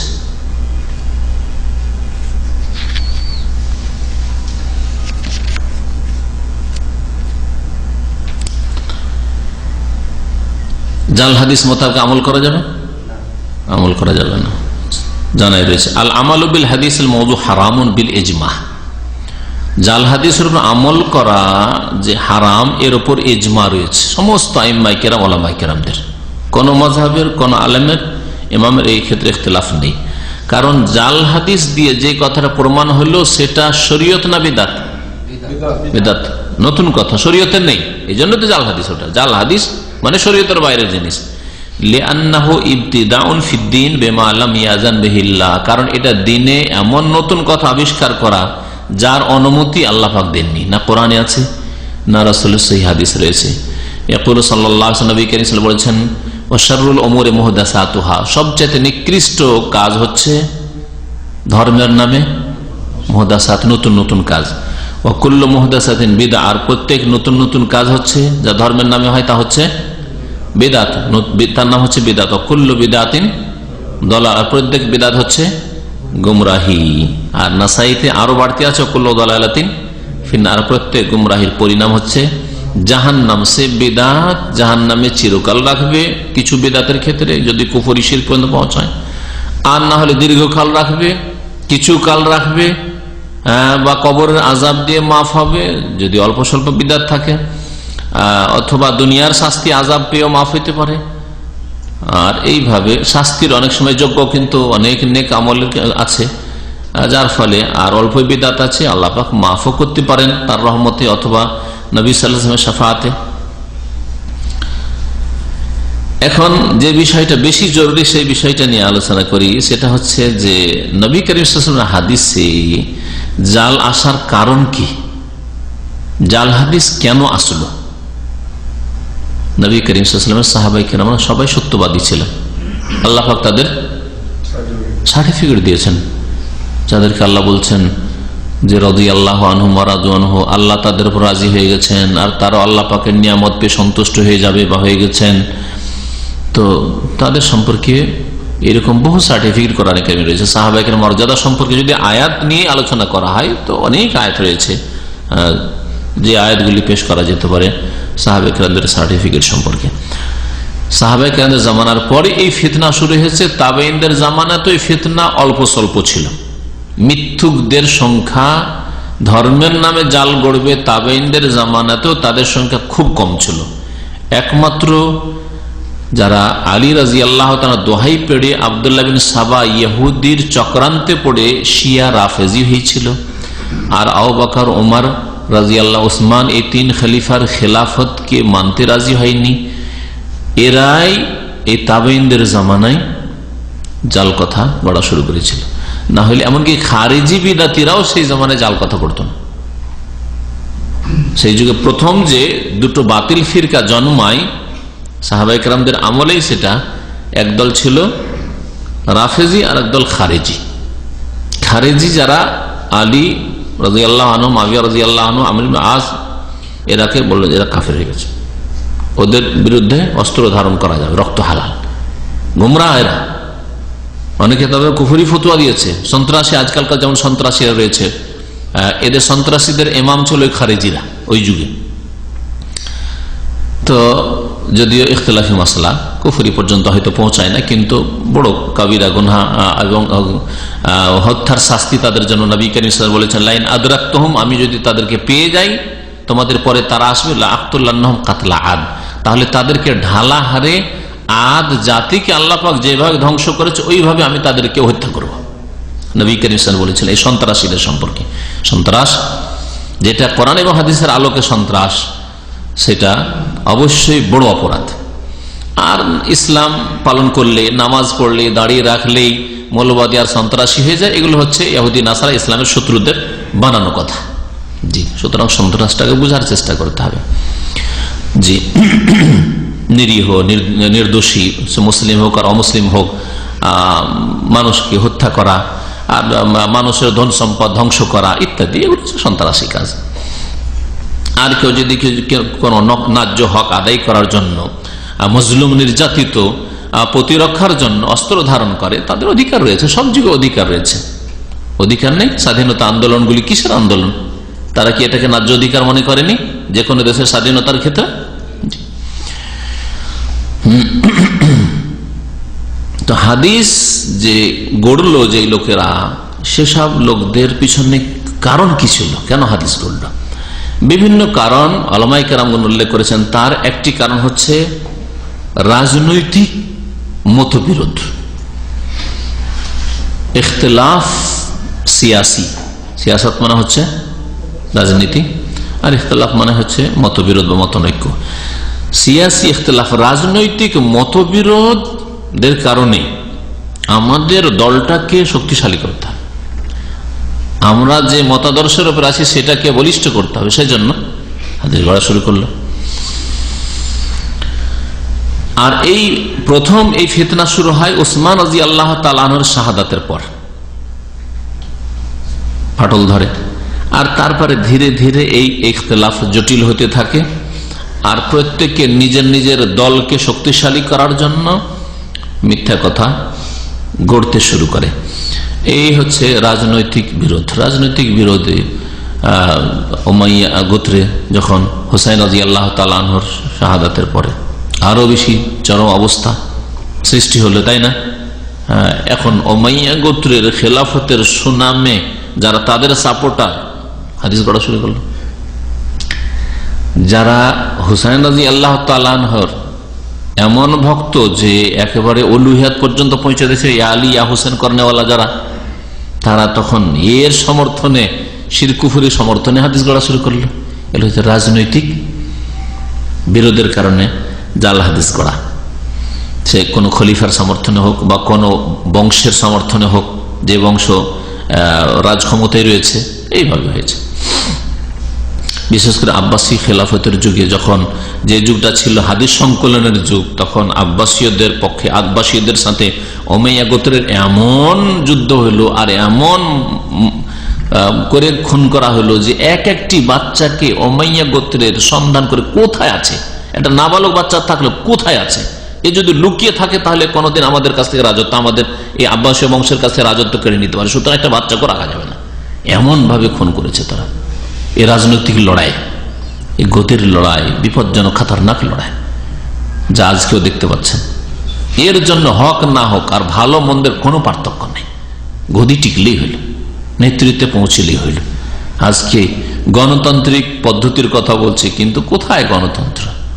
আসলে এসে লড়াই আর কাটাকাটি, মারামারি, আর এই মানব রচিত বিধানে কি করে শান্তি আসবে যদি আল্লাহ পাকের কোরআন কারীম আর রাসূলের হাদিস থেকে দূরে সরে যায় মানুষ। তো এই ছিল একটা কারণ জাল হাদিস গড়ার। আর একটা হচ্ছে ধর্মীয় ইখতিলাফ, রাজনৈতিক ইখতিলাফ। আর দ্বিতীয় কারণ জাল হাদিস গড়ার হচ্ছে ধর্মীয় ইখতিলাফ, আকীদার ইখতিলাফ, মাসলা মাসাইলের ইখতিলাফ। ইখতিলাফ হয়েছে, আর আমরা যেটা মসলা বিশ্বাস করি, যে আকীদা বিশ্বাস করি, তার সমর্থনে হাদিস পাচ্ছি না, গড়ে দেয় একটা হাদিস। আর সেই যুগটা হাদিস এখনো কিতাবের আকারে আসেনি, হ্যাঁ, বা হাদিস সংকলন চলছে কিন্তু এইভাবে কিতাবে লিপিবদ্ধ হয়নি। এই যুগটা ছিল প্রথম শতাব্দী, দ্বিতীয় শতাব্দী, তৃতীয় শতাব্দী পর্যন্ত। এই যুগগুলি ছিল সবচেয়ে বেশি জাল হাদিস গড়ার যুগ।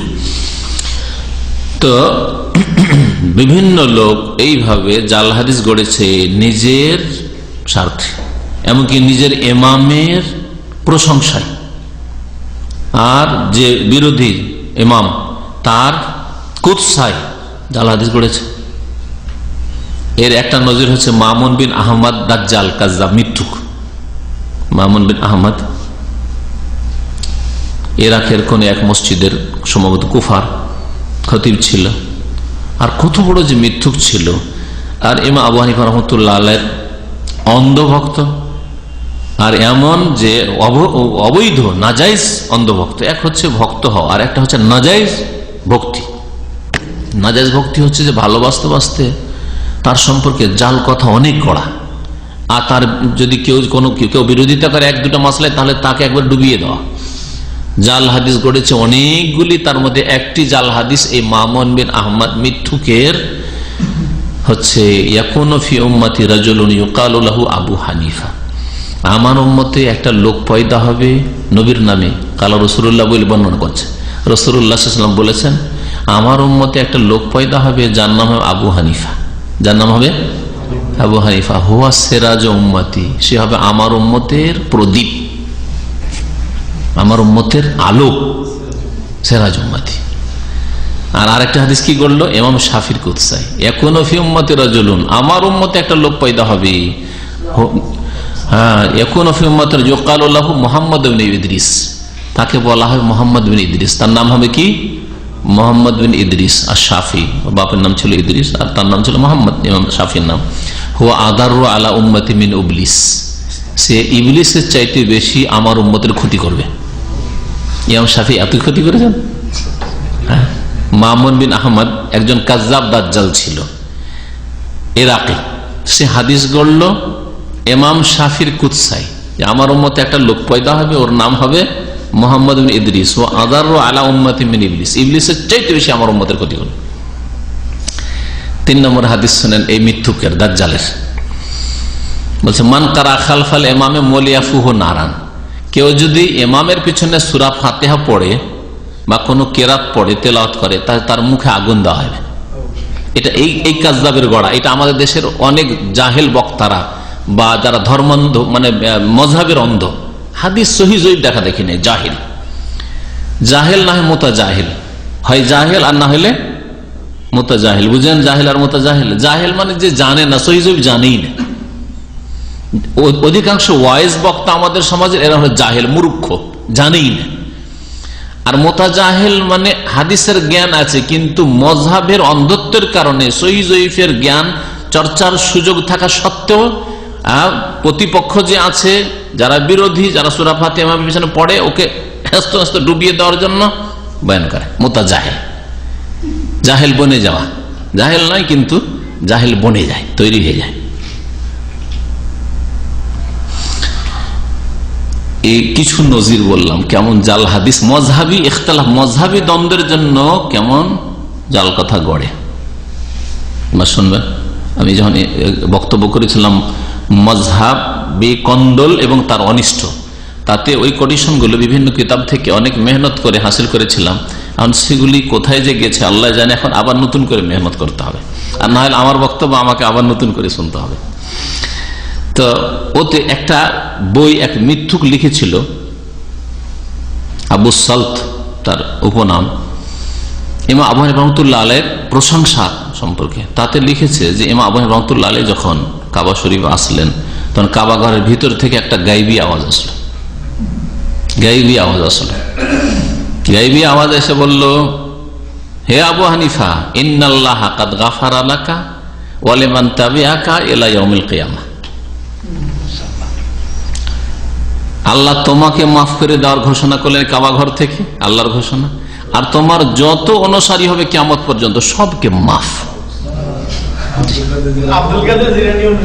তার সম্পর্ক আব্দুল কাদের জিলানী কিন্তু আবু হানিফার অনুসরণ করেনি মযহাবে, সে হাম্বলি ছিল। কিন্তু মনে রাখেন আব্দুল কাদের জিলানী মযহাবী দিক থেকে হাম্বলি ছিলেন। তাহলে তো মাফের সার্টিফিকেট তো পেলেন না আব্দুল কাদের জিলানী। এরকম কথা আছে। এগুলো যে যার ভক্ত তার সম্পর্কে কি না করেছে আল্লাহ পাক ভালো জানে। তো যাই হোক, বলছিলাম যে মযহাবী কন্দলের জন্য আর রাজনৈতিক কন্দলের জন্য জাল হাদিস পয়দা হয়েছে। দুটো কারণ শুনলেন তো। 3 নম্বর কারণ শুনেন। 3 নম্বর কারণ হচ্ছে ইসলামের শত্রুতা আর বিধর্মিতা। কিছু কাফের অমুসলিমরা ছিল সেই জামানায়, দেখলো যে ইসলাম এত জোরে সোরে পৃথিবীতে ছড়িয়ে পড়ছে আর একে ঠেকানো যাবে না, তাহলে কি করা যায়? মুসলিমদের মাঝে ধর্মের লেবাস পোশাক পরে আমাদের ঢুকে পড়তে হবে, আর ঢুকে নতুন নতুন বাতিল উদ্ভট ধর্মীয় বিশ্বাস আকীদা পেশ করতে হবে, দিয়ে মুসলিম জাতিকে যারা ইসলামের জন্য এত কঠোর মেহনত পরিশ্রম জিদ্দোজহদ জেহাদ করছে, এরা ঢুকেছে ইসলামে, এদেরকে আরেক দিক দিয়ে বের করে দিতে হবে, এদের আকীদাকে বরবাদ করে দিতে হবে। এরাকে তখনকার ভাষায় জিন্দিক বলা হতো, নাম শুনেছেন তো এই নামটি। জিন্দিক মানে হচ্ছে বেদিন, বিধর্মী। বিধর্মীরা ইসলামে ঢুকেছিল আর নতুন নতুন কথা পয়দা করেছে। যেমন ময়ূরের উপর আল্লাহ পাক রব্বুল আরশের কথা, এই ধরনের কথাবার্তা মেলা কিছু আছে। হ্যাঁ, শুনেছেন এই ধরনের কথা? হ্যাঁ, কিসসা কাহিনী, আজব আজব কথাবার্তা। তো যাই হোক, যখন এই ধরনের উদাহরণগুলি আসবে তখন হাতে নাতে ওই এইরকম বিধর্মীরা যে হাদিসগুলি গড়েছে সেগুলি পেশ করা যাবে। বিধর্মীদের একদল যেমন আলী এলাহ, আলীর মধ্যে খোদাই এলাহি শক্তি আছে। আর আজ পর্যন্ত ওই যে ঢুকিয়ে দিয়েছে বিধর্মীরা, কিয়ামত পর্যন্ত লক্ষ লক্ষ লোক ইয়া আলী করে, কোনো ভারী সামান উঠাইতে পারে না, ইয়া আলী, ঠিক না? জি, এই বিধর্মীরা এই কাজ করেছে। তো এইভাবে ইসলামের মধ্যে জাল হাদিস ঢুকিয়েছে এক শ্রেণীর বিধর্মীরা। 4 নম্বর কারণ হচ্ছে কিসসা কাহিনী আর ওয়াজ। ওয়াজ বক্তারা যদি শুধু কোরআন হাদিসের কথা বলে তো অত মিষ্টি লাগবে না। হ্যাঁ, যেমন এমনি শাকসবজি তরকারি খাচ্ছেন অত মজা লাগে না, কিন্তু চাটনি খেতে আর ভর্তা খেতে দিলেন ঝাল আর তেল আর মশলা দিয়ে, যে ভর্তা কত মজা লাগছে বাঙালি মানুষকে। বাঙালি মানুষের গোস্ত মাছের চাইতে ভর্তা বেশি ভালো। হ্যাঁ, চিংড়ি মাছ এমনি ভালো লাগবে না, কিন্তু ভর্তা, মাছ এমনি রান্না করে ভালো লাগছে না, ফ্রাই ভালো লাগছে না, কিন্তু ভর্তা বানিয়ে দেন, দেখেন পাগলের মতো খাবে। হ্যাঁ, কালাজিরা এমনি খেতে পারেন, খাবে না, কিন্তু ভর্তা বানিয়ে দেন, দেখেন পেট পুরে ভাত খেয়ে। হ্যাঁ, আরে লবণ ভর্তা পর্যন্ত, লবণেরও ভর্তা হচ্ছে। কেন ভর্তা ভালো লাগে? হ্যাঁ, কারণ ওতে মরিচ মশলা দেওয়া আছে, তেল মশলা মরিচ দেওয়া আছে।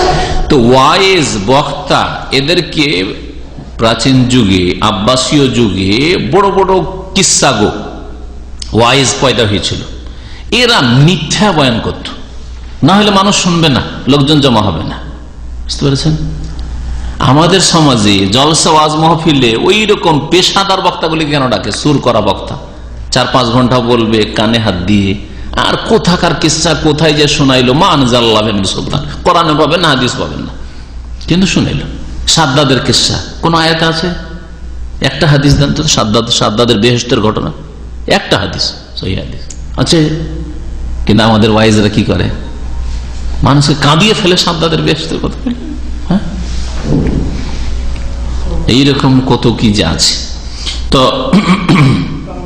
এই কিস্সা কাহিনী বয়ান করতে গিয়ে জাল হাদিস গড়েছে, কখনো মানুষকে উৎসাহিত করার জন্য, কখনো মানুষকে ভয় দেখাবার জন্য।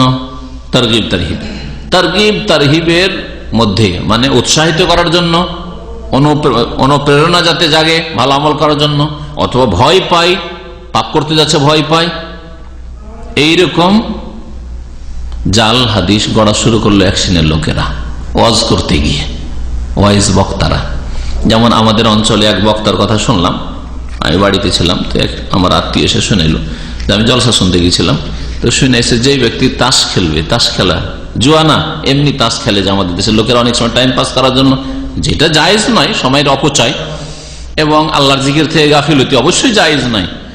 যেই ব্যক্তি তাস খেলবে, বলছে তাসটা মারলে, শুনে এসছে ওয়াইজের কাছ থেকে, তাসটা যখন ফেলে এরকম করে বলছে মায়ের লজ্জা স্থানে হাত দিল। আমার শোনা, আমার আত্মীয় শুনে এসছে ওয়াজ থেকে, বলছে তাস খেললে সে মায়ের লজ্জা স্থানে হাত দিল।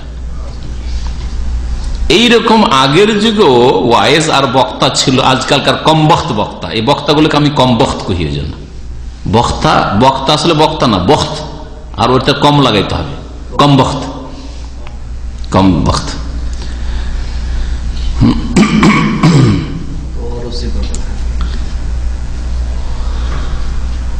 ওয়াজ উপদেশের ক্ষেত্রে জাল হাদিস গড়েছে।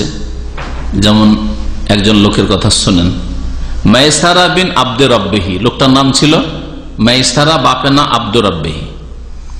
কোরআনের প্রত্যেকটি সূরার ফজিলতে হাদিস গড়ল, হাদিস গড়ল, প্রত্যেক সূরার ফজিলত, সূরা ফাতিহার ফজিলত, বাকারার ফজিলত, আলে ইমরানের ফজিলত, নেসার ফজিলত, ওয়াকিয়ার ফজিলত। আপনারা শুনেছেন না ওয়াকিয়ার ফজিলত? হ্যাঁ, সূরা ওয়াকিয়া যদি নিয়মিত রাত্রে পড়ে তো গরিব থাকবে না। আর এই আমলগুলি সবচেয়ে বেশি ভারত বাংলাদেশে আছে আর নেপালে আছে, তাহলে এই দেশে এত কেন গরিব? কথা বুঝতে পেরেছেন? আর সৌদি আরবে একটিও লোক এই আমল করে না, তো এই দেশে কেন আবার পয়সা? চিন্তা করছেন? তাহলে তো এদেরকে আল্লাহ খেতেই দিত না, যে সূরা ওয়াকিয়া পড়িস না তোরাকে খেতে দেবো।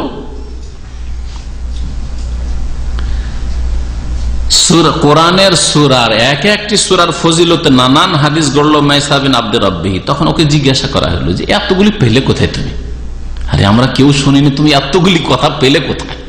যে প্রত্যেক সূরার ফজিলত, প্রত্যেক সূরার ফজিলত। ওয়ালাম্মা সুইলা আন যালিকা কাল, তখন সে জবাব বলল, আরে জানো, রাআইতুন নাসা ইনসারাফা আনিল কোরআন, আজকালকার জামানায় লোকজনকে দেখছি যে কোরআন বিমুখ হয়ে গেছে, কোরআন পড়তে চায় না, কোরআন শিখতে চায় না, কোরআন মুখস্থ করতে চায় না, কোরআন তিলাওয়াত করতে চায় না, দুনিয়ায় মেতে উঠেছে। তখনকার যুগে যদি দুনিয়ায় মেতে উঠে থাকে, আজকাল কি অবস্থা হয়েছে মুসলমানদের চিন্তা করুন। সময় নেই, পয়সা আর পয়সা, মোবাইল কানে লাগিয়ে আছে, রাস্তায় হাঁটছে লাগিয়ে আছে, গাড়িতে লাগিয়ে আছে, কোরআন পড়ার সময় কোথায়? তখনকার যুগে এরকম অবস্থা খানিকটা দেখে, তখনকার যুগ না এই মোবাইল ছিল না, টেলিফোন ছিল না, এত ব্যস্ততায় ছিল না, এত ব্যবসা বাণিজ্য ছিল, তারপরে লোকজনকে যখন দেখলো যে খুব কোরআন টোরআন পড়ে না, তখনই জাল গড়া শুরু করলো। বলছে নিজে স্বীকার করছে, নিজে সে স্বীকার করেছে স্বয়ং, রাআইতুন নাসা ইনসারাফা আনিল কোরআন, মানুষজনকে যখন দেখলাম যে কোরআন থেকে এরা বিমুখ হয়ে গেছে, ফিরে গেছে, ফাওয়াযাতুহা, তখন এই জাল হাদিসগুলি আমি গড়ে দিলাম, জাল হাদিসগুলি তৈরি করে দিলাম। ওরা কেবল নাসা ফিহা, উদ্দেশ্য আমার ছিল যাতে মানুষকে কোরআনের দিকে ধাবিত করি, উৎসাহিত করি। এই জন্য একটু আগে বললাম যে জাল হাদিস গড়া বয়ান করার বা গড়া যাবে না, যাবে না উৎসাহিত করার জন্য যাবে না।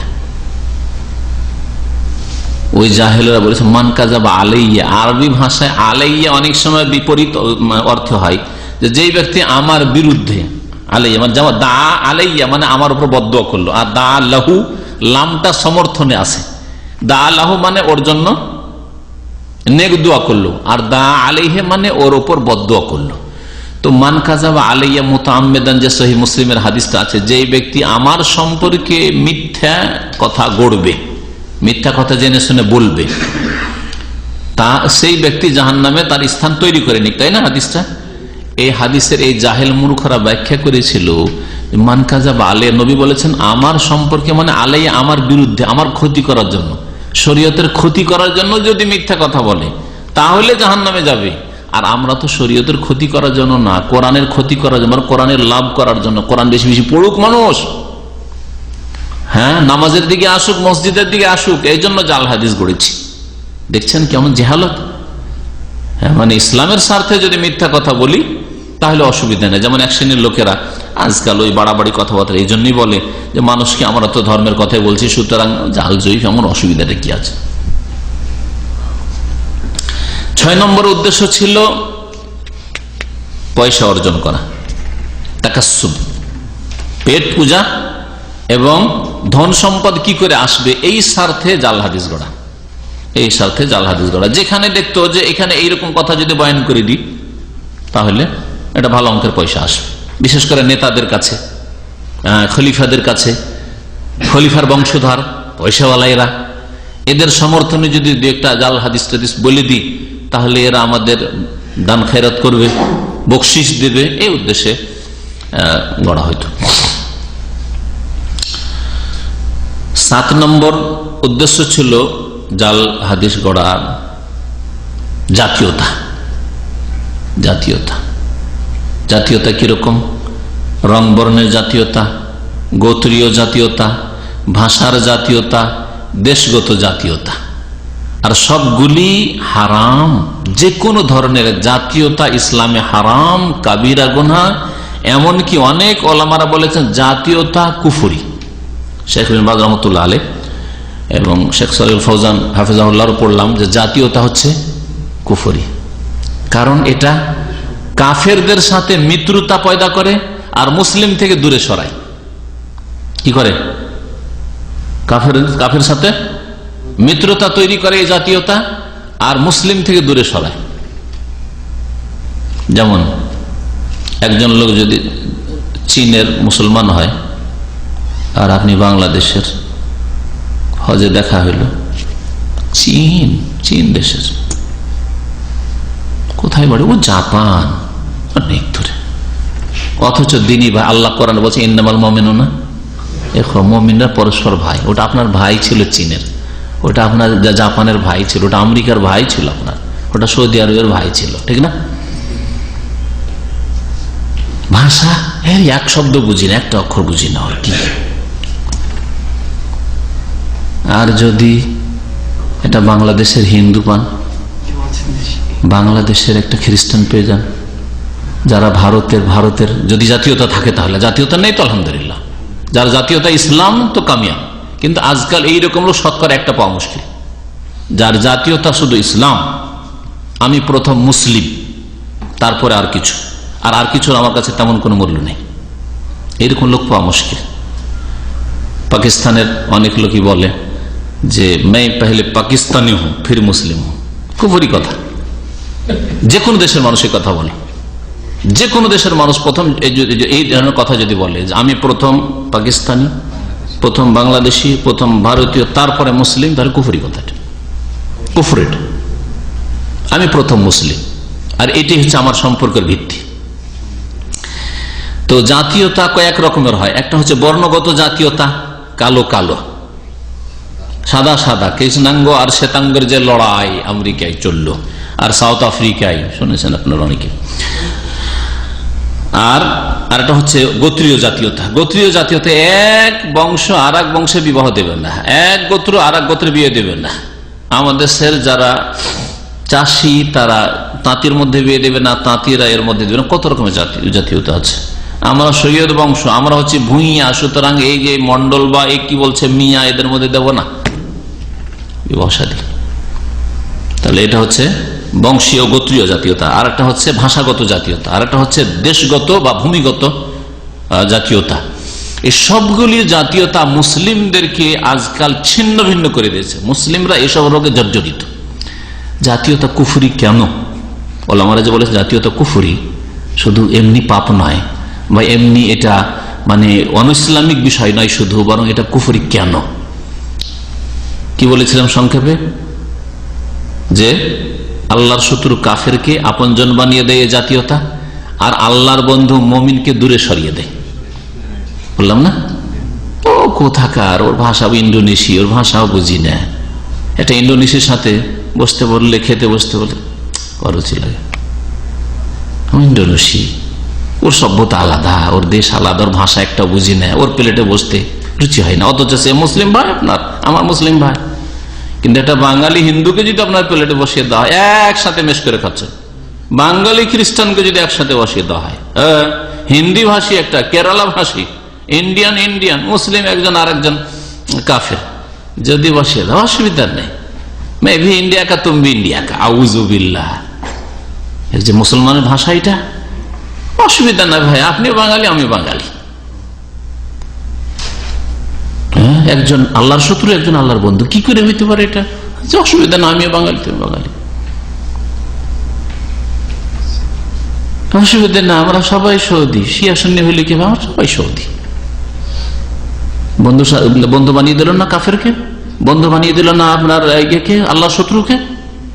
জি, লা তাত্তাখিযু আদুওয়ি ওয়া আদুওয়াকা আউলিয়া, আমার শত্রু এবং তোমার শত্রুকে তোমার বন্ধুরূপে গ্রহণ করিও না। এই জাতীয়তাতে আমাদেরকে আপন ভাইদের থেকে দূরে সরিয়ে দিয়েছে, আর শত্রুকে নিকটবর্তী বানিয়ে দিয়েছে।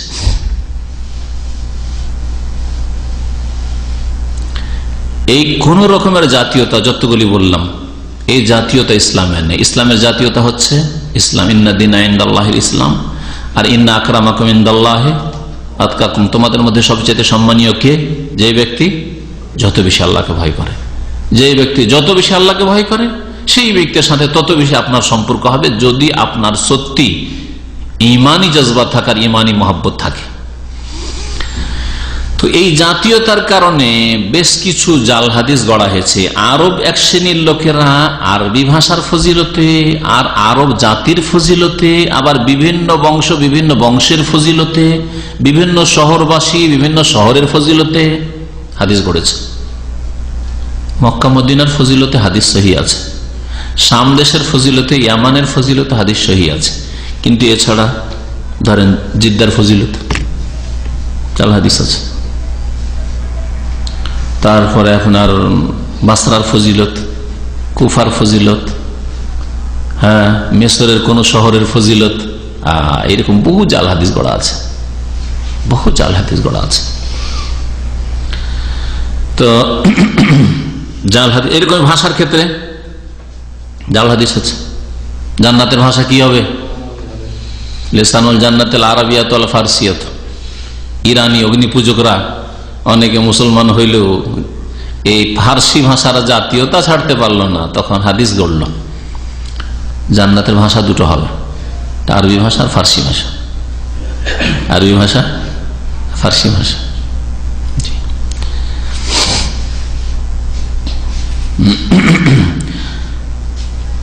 জাল হাদিস যখন এইরকম আসবে উদাহরণ, তখন আরো বুঝতে পারবেন যে কিভাবে জাল হাদিস মানুষ গড়েছে জাতীয়তার ভিত্তিতে। জাল হাদিস গড়েছে 8 নম্বর কারণ, শাসকদের নৈকট্য লাভের উদ্দেশ্যে।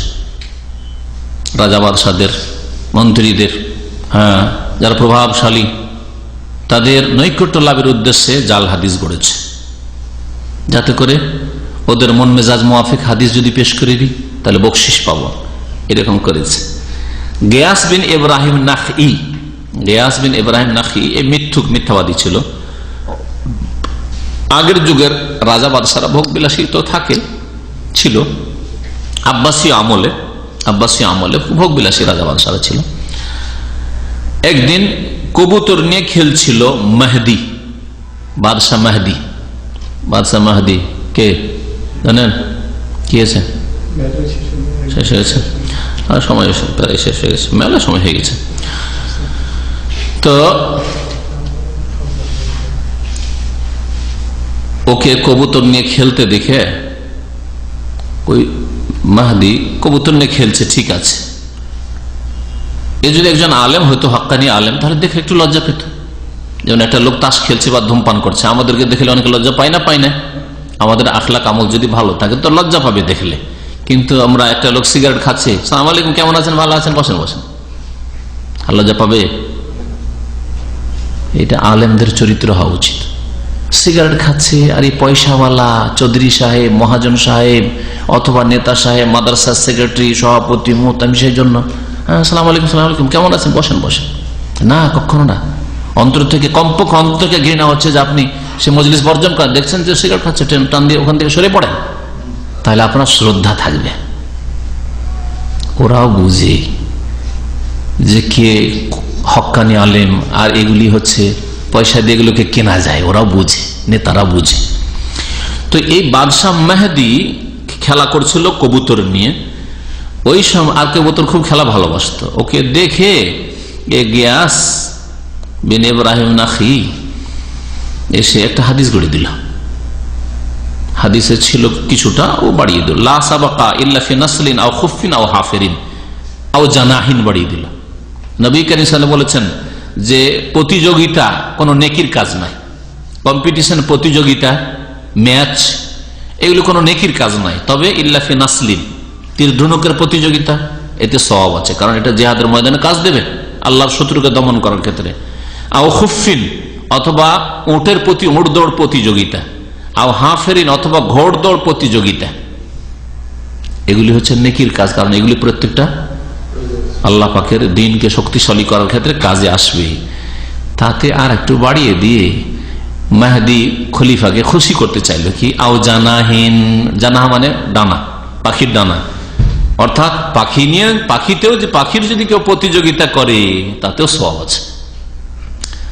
পাখির প্রতিযোগিতাকে কি করবে, ছাড় পোকা মারো, কি করবে? পাখির প্রতিযোগিতা করে, ভোগবিলাসী। আমার আল্লাহুল মাহদি বেসুররা, মাহদি বুঝতে পেরেছে যে পয়সা চাই, সেজন্য এই জালটা গড়েছে। ও তখনকার রাজা বাদশারা দিন সম্পর্কে যথেষ্ট মোটামুটি জ্ঞান রাখত, তারা ভোগবিলাসী হয়ে গেছে, লড়েল ধন সম্পদ আর নেতৃত্বের কারণে, সেটা আলাদা কথা, কিন্তু তাদের আকীদা এবং হাদিস সম্পর্কে অনেকটা জ্ঞান ছিল। সে বলল যে দেখ, একটা চাঁদির থলে নিয়ে আসো, পয়সাটা দিয়ে দাও, একটা থলে ভর্তি পয়সা ওকে দিয়ে দিল। ফালাম্মা কামা মিন ইনদিল মাহদি, মাহদির কাছ থেকে যখন ওই লোকটা উঠে চলে গেল, এই মোল্লা, বিদাতি মোল্লা যে জাল হাদিস বলল মিথ্যু, কালাল মাহদি, তখন মাহদি বলল, আশহাদু আন্না কাফাকা কাফা কাযযাব, আমি সাক্ষী দিচ্ছি যে তোমার এই ঘাটটা, গর্দনটা হচ্ছে মিথ্যুকের গর্দন, তোমার গর্দনটা হচ্ছে মিথ্যুকের গর্দন। দুনিয়ার নেতারা এখন পর্যন্ত হক্কানি আলেমকে শ্রদ্ধা করে এবং জানে যে এরা হক কথা বলবে, এরা হক কথা বলে, কথা বুঝতে পেরেছেন না? যতই বাতিল পন্থী হোক না কেন। আর যারা মিথ্যুক, যারা ধর্মকে বিকৃত করে, তাদেরকেও চেনে। ফালাম্মা খারাজা, যখন ওই লোকটা বেরিয়ে চলে গেল, গিয়াস বিন ইব্রাহিম, আমার আল মাহদি বেজাবিল হামাম, তখন বলে যত কবুতর আছে, আমি যে খেলছিলাম আর এই পাপ করতে ওই লোকটাকে আমি বাধ্য করলাম, কারণ আমি যদি কবুতর নিয়ে খলিফা না খেলতাম তাহলে এই মিথ্যা, এই জাল হাদিস গড়তো না। সবগুলি কবুতরকে জবাই করে দাও, আর রাখবো না। এই খলিফা অন্তত এই মিথ্যুক মোল্লার চাইতে ভালো। অনেক সময় দুনিয়ার শাসকরা ভোগ বিলাস করলেও ধর্মকে বিকৃত করে না, তারা কি বুঝতে পারলেন কথা? আর বিদাতি মোল্লা ধর্মকে, কোরআন হাদিসের অর্থ বিকৃত করে ধর্মকে বিকৃত করে। এই জন্য দুটো দল আজকাল রাজনৈতিক ময়দানে আছে। একটা দল দুনিয়ার নামে রাজনীতি করছে, তারা ধর্মের অপব্যাখ্যা করে না। আর যারা ধর্মের নাম দিয়ে রাজনীতি করছে তারা ধর্মের অপব্যাখ্যা করছে। কারা বেশি ক্ষতি করছে? যারা ধর্মের অপব্যাখ্যা করছে। সুরা মানে হচ্ছে গণতন্ত্র। আরে সুরা মানে মশওয়ারা না, পরামর্শ নেওয়া। পরামর্শ কি ওই ক্লিনারের কাছে নেবেন, মূর্খর কাছে নেবেন, অশিক্ষিতর কাছে নেবেন না ফাসেক বেনামাজির কাছে নেবেন? হ্যাঁ, আপনার শত্রুর কাছে নেবেন?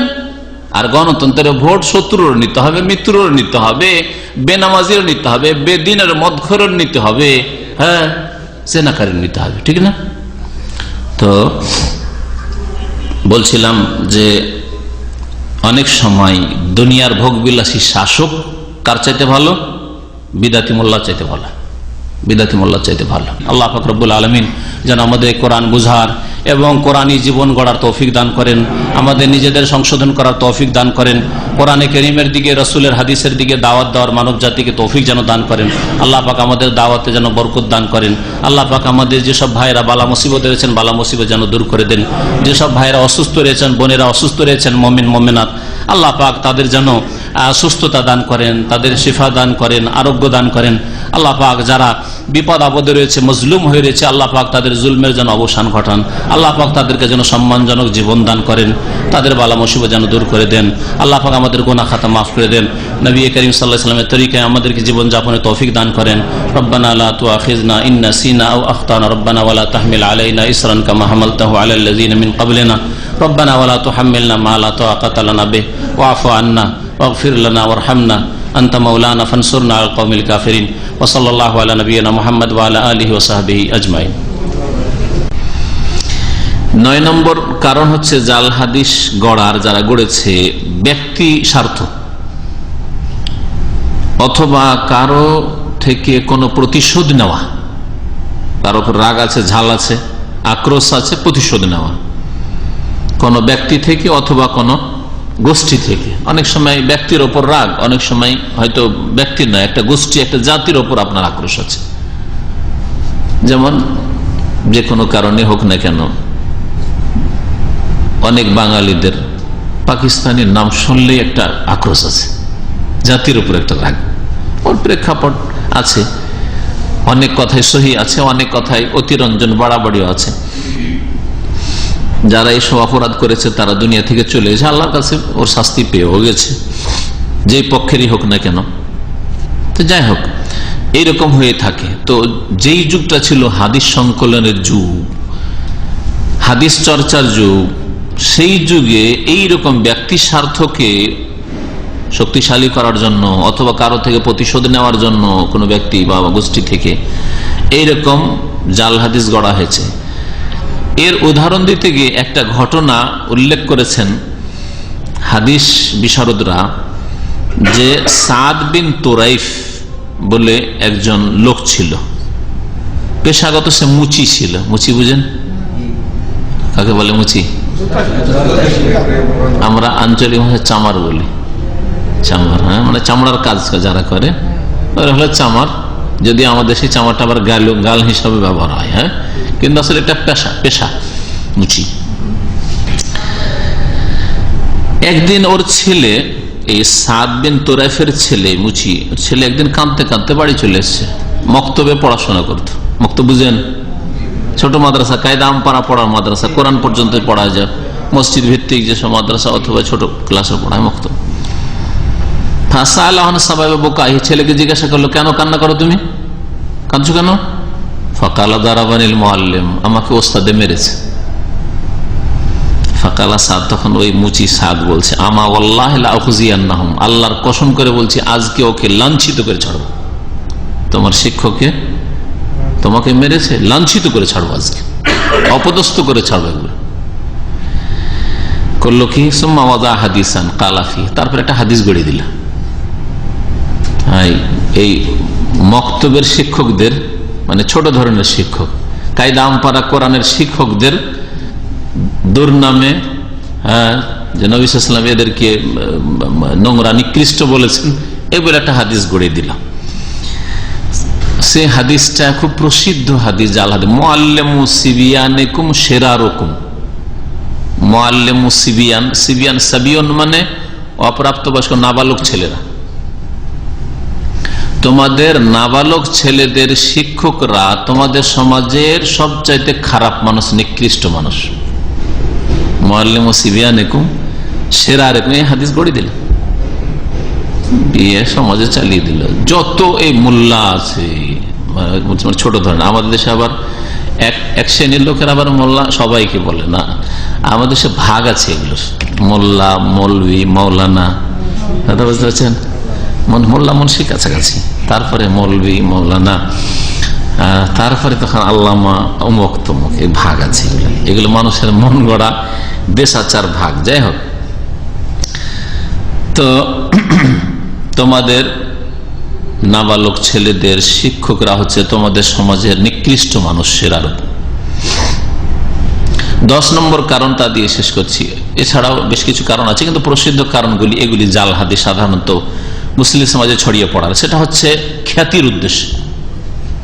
সাধারণ কথাবার্তা বললে তো মানুষ চেনবে না, সুতরাং আজব কথা বলতে হবে, আশ্চর্যজনক কথা বলতে হবে, হ্যাঁ, মানুষকে একেবারে চমকে দিতে হবে। হ্যাঁ, এমন এমন কথা বলতে হবে, আরে এতদিন জীবনে তো শোনেনি, জীবনে তো জানেনি, এতদিন আমরা শুনলাম না, তাহলে তো মানে যদি মানুষের আস্থা জন্মে নিতে পারে তাহলে বিশ্বাস করে ফেলল।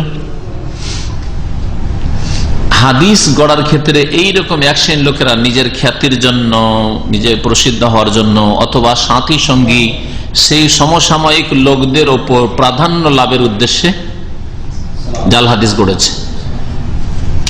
আর জাল হাদিসের জামানার পরে কিছু লোকেরা নতুন নতুন ফতুয়া দিয়ে, আজকাল এই রকমের কিছু লোক পয়দা হচ্ছে, নতুন নতুন ফতুয়া, কোরআন হাদিসে নেই, কোরআন হাদিসে ওর শক্তিশালী কোনো দলিল নেই, মজবুত দলিল নেই, কিন্তু নতুন একটা ফতুয়া দিতে হবে। নতুন ফতুয়া দিলে মানুষে আকৃষ্ট হবে, মানুষে চেনবে।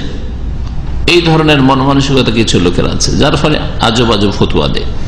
এই ধরনের ফতুয়া থেকে বাঁচা উচিত। ফতুয়ার ক্ষেত্রে আলেম সমাজকে নসিহত করব যে তারা যেন তাদের বিগত বড় আলেমরা কি ফতুয়া দিয়েছেন, কোরআন সুন্নাহর আলেমরা, আমি বলছি না যে বিদাতি আলেমরা, তাদের জন্য আদর্শ কোরআন সুন্নাহর আলেমরা, শুরু করে সাহাবায়ে কেরামের জামানা থেকে। সাহাবায়ে কেরামরা এই বিষয়গুলি সম্পর্কে কেমন মন্তব্য করেছেন, কি বলেছেন, তাবেঈনরা কি বলেছেন, তাবেঈনরা কি বলেছেন, এগুলো হচ্ছে স্বর্ণযুগ। আর তারপরে আইম্মায়ে কেরাম দলিল নয়, কিন্তু তার একজন দলিল নাই, কিন্তু সকলেই তারা এই ব্যাপারে কিছু বলেননি বা অন্য একটা মত পোষণ করেছেন। আপনি একটা নতুন মত পেশ করলেন, আপনারটা ঠিক। 1400 বছর পরে আপনি একজন মৌলভী সাহেব, আপনি আল্লামা না ইমাম হত দূরের কথা, আপনার ফতোয়া ঠিক হয়ে গেল। আর এতগুলো আইম্মায়ে কেরাম একজনকে বলছি না, আবু হানিফা শুধু, ইমাম শাফি শুধু, তা আমি বলছি না। হতে পারে যে অন্যের কাছে, ইমাম শাফির কাছে সহিহ ফতোয়া না থাকলে ইমাম মালিকের কাছে আছে হয়তো এই বিষয়ে, কোন বিষয়ে ইমাম আবু হানিফার কাছে সহিহ ফতোয়া আছে, অন্যের কাছে হয়তো দুর্বল ফতোয়া আছে, হইতে পারে। কিন্তু সবাই এর উল্টো দিয়ে গেছে, আর আপনি আজকে 1200, 1300, 1400 বছর পর এসে নতুন ফতোয়া ওইটাই ঠিক, আপনি একেবারে ইসলামের ইতিহাসকে উপেক্ষা করে গেলেন। এটা কখনো সত্যের সন্ধান নাই। তবে এই বক্তব্যটা যদি আরেকটু ক্লিয়ার হয়ে না শোনেন তাহলে অনেকে গুমরাহ হবেন। অনেক সময় মধ্যখানে এমন মানুষের উপর পর্দা পড়েছে বাতিলের, যার ফলে মধ্যযুগে যে শিরক বিদআত শুরু হয়েছে, সুফিবাদ, পীর মুরিদি শুরু হয়েছে, এটাকে হক মনে করছে। এখন যদি কেউ পীর মুরিদির বিরুদ্ধে, কবর মাজার পূজার বিরুদ্ধে, এই পীর মুরিদের যে বায়াত, এর বিরুদ্ধে বলে, তো বলছে নতুন কথা না, এটা নতুন কথা না, এটা সাহাবায়ে কেরামদের জামানার কথা, তাবেঈনদের জামানার কথা, তাবেঈনদের জামানার কথা, এটাই আসল।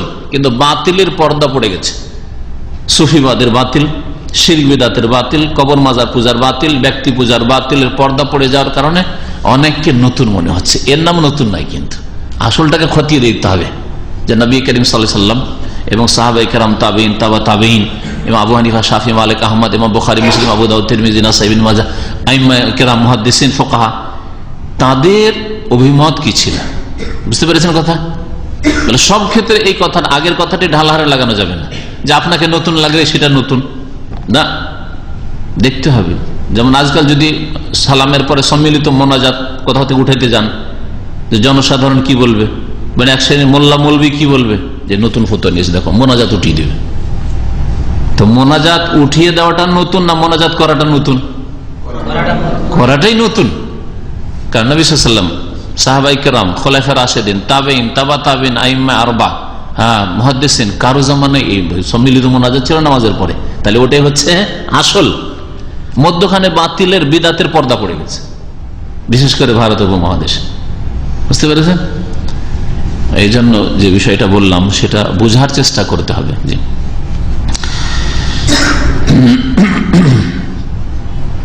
তো এই যে বিভিন্ন কারণে জাল জয়ীফ হাদিস যখন ছড়িয়ে পড়ল মুসলিম সমাজে, তখন আইম্মায়ে কেরাম, উলামায়ে কেরাম, মুহাদ্দিসিনরা কি খেদমত করলেন, কিভাবে এগুলি প্রতিরোধের চেষ্টা করলেন, কিভাবে এগুলিকে ঠেকানো যায়, এই সম্পর্কে বেশ কিছু মেহনত তারা করেছেন।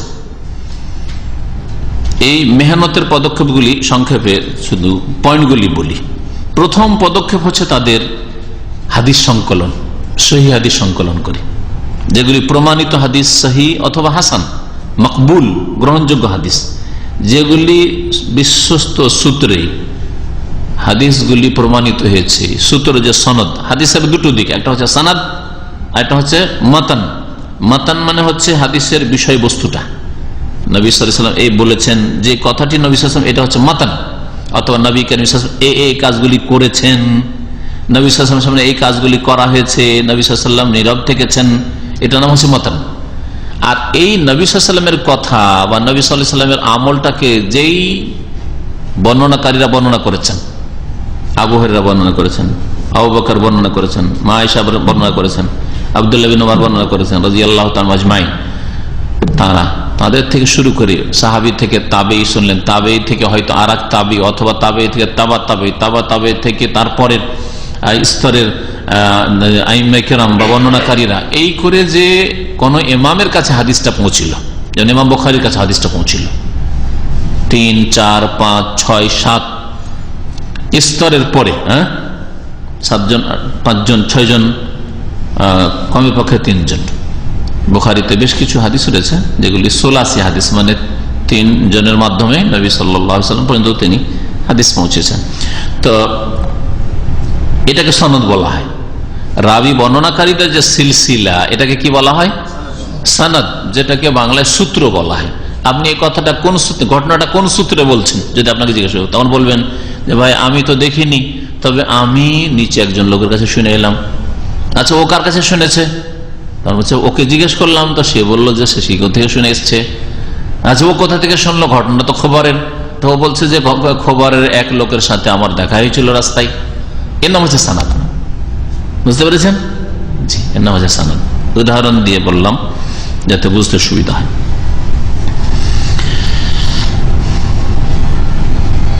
আল্লাহ পাক রব্বুল আলামিন কোরআন এবং হাদিসের হেফাজত করবেন এই ওয়াদা করেছেন। তাই এই কোরআন কারীমের হেফাজত আলহামদুলিল্লাহ শব্দেরও হেফাজত আর অর্থের হেফাজত, যদিও কোরআনেরও আয়াতের অপব্যাখ্যা বিদআতপন্থীরা, কবর মাজার পূজারীরা করার চেষ্টা করেছে, কিন্তু কামিয়াব নয় আলহামদুলিল্লাহ। কিছু লোককে গুমরাহ করলো, জিন শয়তান, মানুষ শয়তান কামিয়াব হলেও কোরআন আল্লাহ পাকের হেফাজত রয়েছে কোরআন কারীমে। রাসূলুল্লাহ সাল্লাল্লাহু আলাইহি ওয়াসাল্লাম হাদিসের মধ্যে জাল জয়ীফ ঢোকাবার চেষ্টা করেছে এক শ্রেণীর লোকেরা বিভিন্ন গরজে দুনিয়ার, কিন্তু সেগুলিরও হেফাজতের জন্য আল্লাহ পাক বড় বড় আইম্মায়ে কেরাম, মুহাদ্দিসিনদেরকে আল্লাহ পয়দা করেছেন। প্রথম পদক্ষেপ তাদের ছিল প্রমাণিত হাদিসগুলি, সহিহ হাদিসগুলিকে একত্রিত করা, সংকলন করা, জামউল আহাদিস আস-সাবিতা, বিশেষ বিশেষ কিতাব লেখা, যাতে সবগুলি সহিহ হাদিস তারা সংকলন করেছেন মেহনত করে। যেমন সহিহুল বুখারী, ইমাম বুখারীর মতো সহিহ কিতাব, সহিহ মুসলিম, ইমাম বুখারীর, ইমাম মুসলিমের সহিহ কিতাব, বিশেষ করে এই দুটি সহিহ। এছাড়া ইমাম ইবনে খুজাইমা আর কিতাবকে সহিহ ইবনে খুজাইমা বলা হয়, ইমাম ইবনে হিব্বানের কিতাবকে সহিহ ইবনে হিব্বান বলা হয়। এই কিতাবগুলির হাদিস অধিকাংশই সহিহ, বা তাদের মতে ইমাম ইবনে খুজাইমা আর ইমাম ইবনে হিব্বান তাদের মতে হাদিস সহিহ। এরকম মুস্তাদরাক হাকিম, যদিও তাতে জাল জয়ীফ আছে, অন্যদের গবেষণায় সেগুলি ধরা পড়েছে, কিন্তু তাদের মতে আমরা এই কিতাবে সহিহ হাদিস জমা করার চেষ্টা করেছি। মানুষ মাত্র বলতে পারে মুয়াত্তা মালিকে প্রায় সবগুলি হাদিস সহিহ, কারণ তিনি ইমাম বুখারী মুসলিমের আগে এসছেন, আর মুয়াত্তা মালিকের হাদিসগুলি সবগুলি প্রায় বুখারী মুসলিমে এসে গেছে, সুতরাং ওটাও হাদিস সহিহ। ব্যক্তিগত তার মাসলা মাসাইলে ফতুয়া ছাড়া যেগুলি মুয়াত্তা মালিক আছে হাদিসগুলি প্রায় সহিহ। তারপরে হাদিস সহিহ সূত্রে যে প্রমাণিত হবে এর জন্য একটি খিদমত তারা করেছেন, সনদের উপর গুরুত্ব দেওয়া। যেমন আমরা কোনো ঘটনা শুনলে কি সূত্রে ঘটনাটা জানলাম, ঘটনা ঠিক না ভুল, অনেক সময় খোঁজি করলাম না, বয়ান করে দিলাম। এটা আমাদের ঈমান এবং আমলের কমজোরি। যদিও দুনিয়ার কথাবার্তা যদি হয় তাহলে তাতে মানুষ ধর্মীয় ক্ষেত্রে বিভ্রান্ত হবে না, কিন্তু একটা ঘটনা সম্পর্কে মিথ্যা তথ্য জানলো, ঠিক না? যেমন যদি একটা লোক সম্পর্কে, একটা ভালো মানুষ, আর তার সম্পর্কে যদি বলেন যে আরে লোকটা জালে কামা করে, হ্যাঁ, লোকটা এখানে জাল পাসপোর্ট তৈরি করে দেয়, জাল ড্রাইভিং লাইসেন্স তৈরি করে দেয়, এটা কথা হইল কিনা? কথার সূত্রটা তো জানলেন না। 5 ওয়াক্ত নামাজি লোক সম্পর্কে আপনি এ ধ্যান ধারণা একই করে বসে থাকেন লোকটা এই কাজ করে, একটা ভুল ধারণা। অথচ সূত্র যদি আপনি খুঁজতেন যে ঘটনাটা কি আসলে সত্য, এটা তুমি কার কাছ থেকে জানলে, কিভাবে জানলে, তুমি তদন্ত করলেন, তাহলে হাকিকত স্পষ্ট হয়ে যাবে। কথা মিথ্যা হইতো। তো সনদ অত্যন্ত জরুরি, বিশেষ করে ধর্মীয় ব্যাপার যদি হয়, আর আপনি যদি সনদ সূত্র না দেখে বিশ্বাস করলেন তাহলে আপনি অনেক ক্ষেত্রে গোমরাহ হবেন। আকীদার ক্ষেত্রে গোমরাহ হবেন যদি আকীদা সম্পর্কীয় ওই হাদিসটা হয়। ইবাদতের ক্ষেত্রে গোমরাহ হবেন, বিদআতকে ইবাদত মনে করে পালন করা শুরু করবেন যদি ইবাদতের ক্ষেত্রে হয়, ইত্যাদি। মামলাতের ক্ষেত্রে হালাল হারাম, ব্যবসা বাণিজ্য, বিবাহ শাদীর ক্ষেত্রে যদি হয় তাহলে হালালকে হারাম, হারামকে হালাল করে ফেলবেন আপনি, এটা মিথ্যা। বা জাল জয়ীফ, দুর্বল সূত্রে যে হাদিসটা এসছে সেটার উপর আস্থা করে, তাহলে গুমরাহি আসবে না। এই জন্য যখনই দেখা গেল যে কিছু লোক একটু একটু মিথ্যা বলা শুরু করেছে, তখনই তাবেঈনদের জামানায় সতর্ক হয়ে গেছে। সাহাবীরা যতক্ষণ বলেছেন সাহাবীদের কথা সব সত্য, কিন্তু তাবেঈনদের জামানায় কিছু মিথ্যাবাদী পয়দা হইতে শুরু হয়েছে দুনিয়ার বিভিন্ন গরজে, ধর্মীয় গরজে। খারেজি বা রাফেজি, শিয়া মিথ্যা কথা বলা শুরু করেছে, সুতরাং সাবধান এখন। ইমাম মুহাম্মদ বিন সিরিন নাম শুনেছেন? ইমাম মুহাম্মদ বিন সিরিন রহমতুল্লাহ আলাইহি, তিনি আমাদের দেশে প্রসিদ্ধ একটা বিষয়, সেটা কি? হ্যাঁ, স্বপ্নের তাবিরে, স্বপ্নের ব্যাখ্যা বা বিবরণে। তার নাম এই মোটা কিতাব আমার বাসায় আছে। কোন এক ভাই, বাংলাদেশে তো অনেক বিদাতি কিতাব আসছে দেশ থেকে, তো যারা তওবা করে দিয়ে যায় তো একটা কিতাব। ইমাম মুহাম্মদ বিন সিরিনের নামে স্বপ্নের হাজার হাজার তাবির করেছে। মুহাম্মদ বিন সিরিন হয়তো তার 5 ভাগও বলেন, মন গড়া। যদি মিষ্টি খেতে দেখেন তো কি হবে, যদি খাওয়ার অবস্থায় দেখেন কি হবে, যদি ভরা পেটে স্বপ্ন দেখেন কি হবে, খালি পেটে দেখলে কি হবে, ভোর রাত্রে দেখলে কি হবে, সন্ধ্যা রাত্রে দিনে দেখলে কি হবে, আসর পর স্বপ্ন দেখলে কি হবে, এগুলো কথা ইবনে সিরিন এতগুলি কথা বলেছেন। ইমাম ইবনে সিরিনের নাম দিয়ে বইটা একবার এই মোটা কয়েকশো পৃষ্ঠার বই আছে আমার। তো ইমাম মুহাম্মদ বিন সিরিনের নাম দিয়ে অনেক বিদাতি কথাবার্তা ছড়িয়ে আছে আমাদের সমাজে স্বপ্নের ক্ষেত্রে। ইমাম মুহাম্মদ বিন সিরিন রহমতুল্লাহ আলাইহি একজন ইমাম ছিলেন তাবেঈনদের জামানার, হাদিসের বড় পণ্ডিত ছিলেন। তিনি বলছেন যে লাম ইয়াকুনু ইয়াসআলুনা আনিল ইসনাদ, তারা সনদ সম্পর্কে প্রথম যুগে জিজ্ঞাসা করতো না। তারা মানে সাহাবীরা। আবু হুরায়রা বললেন যে রাসূলুল্লাহ সাল্লাল্লাহু আলাইহি ওয়াসাল্লাম বলেছেন, শুনলেন, ধরেন কোন একজন সাহাবী আবু সাঈদ খুদরি বলতেন না যে তুমি সনদ বলো, তুমি কার কাছ থেকে শুনেছো, তুমি সরাসরি নবীর কাছে শুনেছো নাকি তুমি আর ভাইয়া হয়ে কারো কাছ থেকে শুনেছো, এরকম জিজ্ঞেস করতেন না, বুঝলেন না? লাম ইয়াকুনু ইয়াসআলুনা আনিল ইসনাদ, তারা পরস্পর সনদ সম্পর্কে, সূত্র সম্পর্কে জিজ্ঞেস করতো না। ফালাম্মা ওয়াকাতিল ফিতনাতু, কিন্তু যখন ফিতনা দেখা দিল, কালু, তখন তারা বললেন, তাবেঈনরা বললেন, সাম্মু লানা রিজালাকুম, এখন তোমাদের লোকদের নাম বর্ণনা করো, কার কাছ থেকে শুনেছো।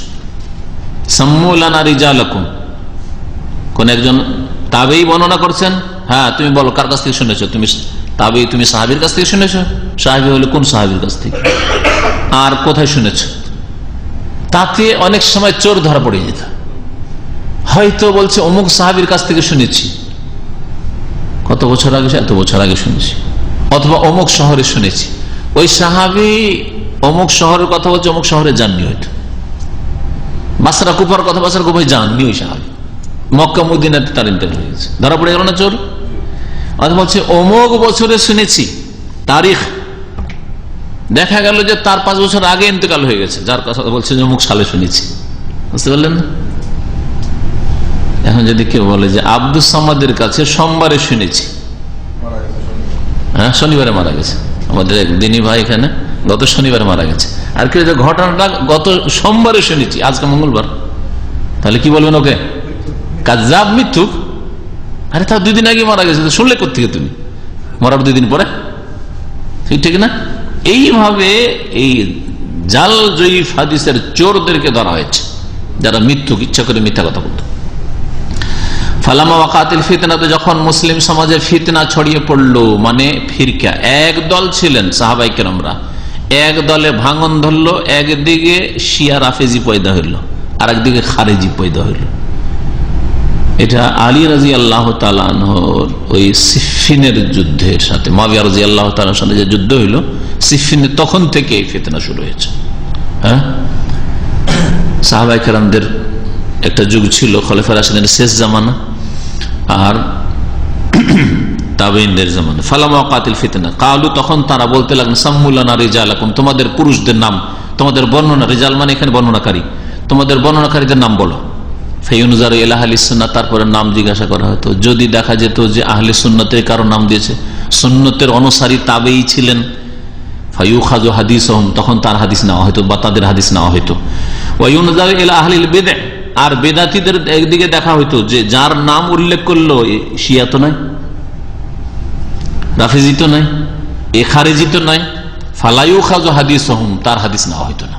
প্রথম সতর্কতা, এইভাবে সতর্কতা অবলম্বন করেছেন হাদিস গ্রহণের ক্ষেত্রে তাবেঈনরা, ওই জামানা থেকে সতর্কতা অবলম্বন করেছে। কারণ আল্লাহ পাক সার্টিফিকেট দিয়েছেন সাহাবায়ে কেরামদেরকে, সমস্ত সাহাবায়ে কেরাম আল্লাহ সার্টিফিকেট দিয়েছেন রাদিয়াল্লাহু আনহুম ওয়া রাযু আনহু। হ্যাঁ, তারা আখিরাতকে প্রাধান্য দেয়, অন্যকে প্রাধান্য দেয়, তারা কখনো মিথ্যা কথা বলেননি। কিন্তু তাবেঈনদের জামানায় অল্প সংখ্যক হলেও এই দুনিয়ার গরজে এরকম কিছু করতে শুরু করেছিল, যেমন 2টো বাতিল দল যখন বেরোলো প্রথম, আর তারপরে ধীরে ধীরে তাবেঈনদের জামান আরো বেশি, তারপরে যেমন আরো বেশি জামিয়া, মুরজিয়া, বিভিন্ন ফিরকা তখন বেরোতে শুরু হইল, তখন আরো বেশি জাল জয়ীফ ছড়িয়ে পড়ল।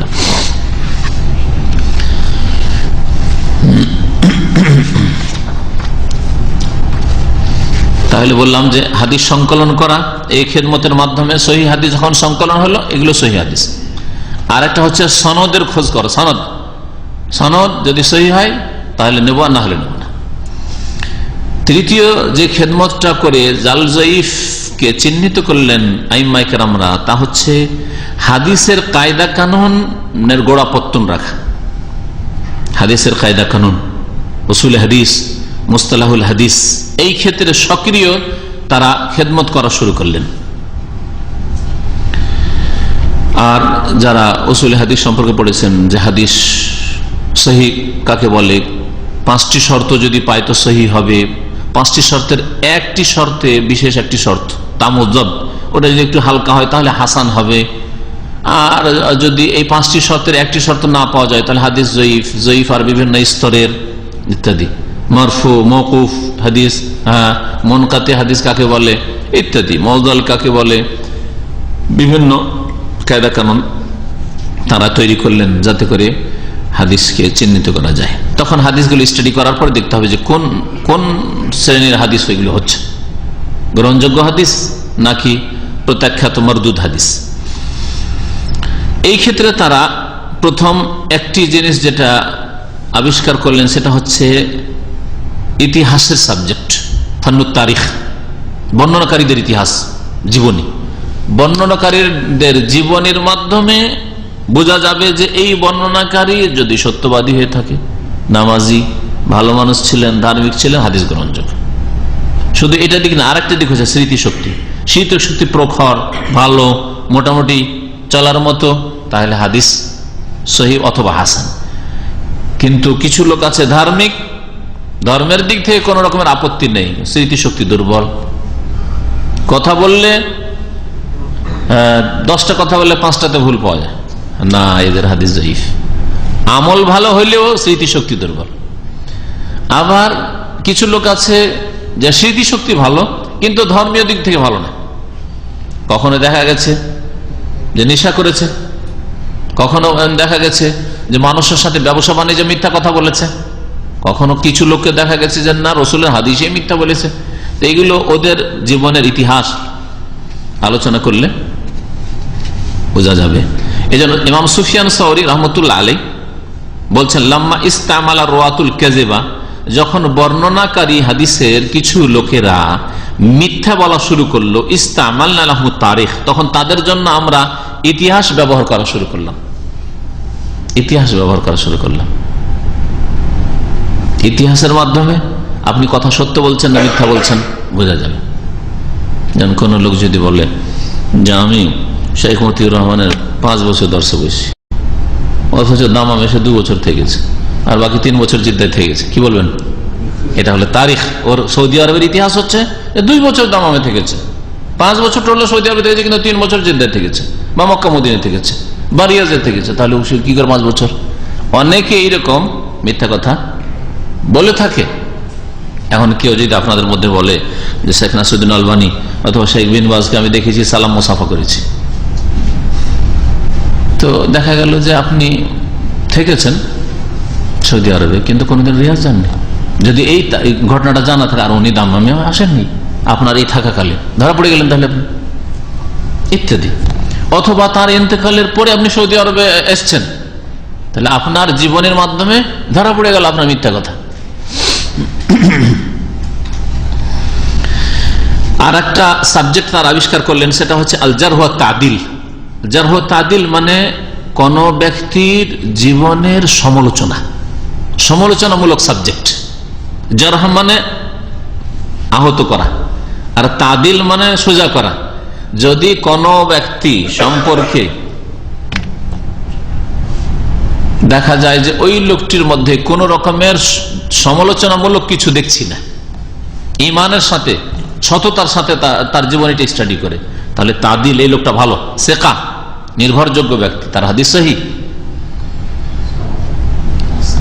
কোন ব্যক্তিকে দেখছি যে না লোকটা তো ভালো ছিল না, ওর মধ্যে বেশ কিছু দোষ ছিল, ধর্মীয় দোষ অথবা তার স্মৃতিশক্তির দোষ, বিভিন্ন রকম দোষ ছিল, তাহলে তার হাদিস সহিহ না। এইভাবে এই সাবজেক্টটা দুনিয়ার আমাদের দেশের ভারত, বাংলাদেশ, পাকিস্তানের মাদ্রাসায় পড়াই হয় না। যারা তাদিল প্রথম আমরা মদিনা ইউনিভার্সিটিতে এসে পড়েছি।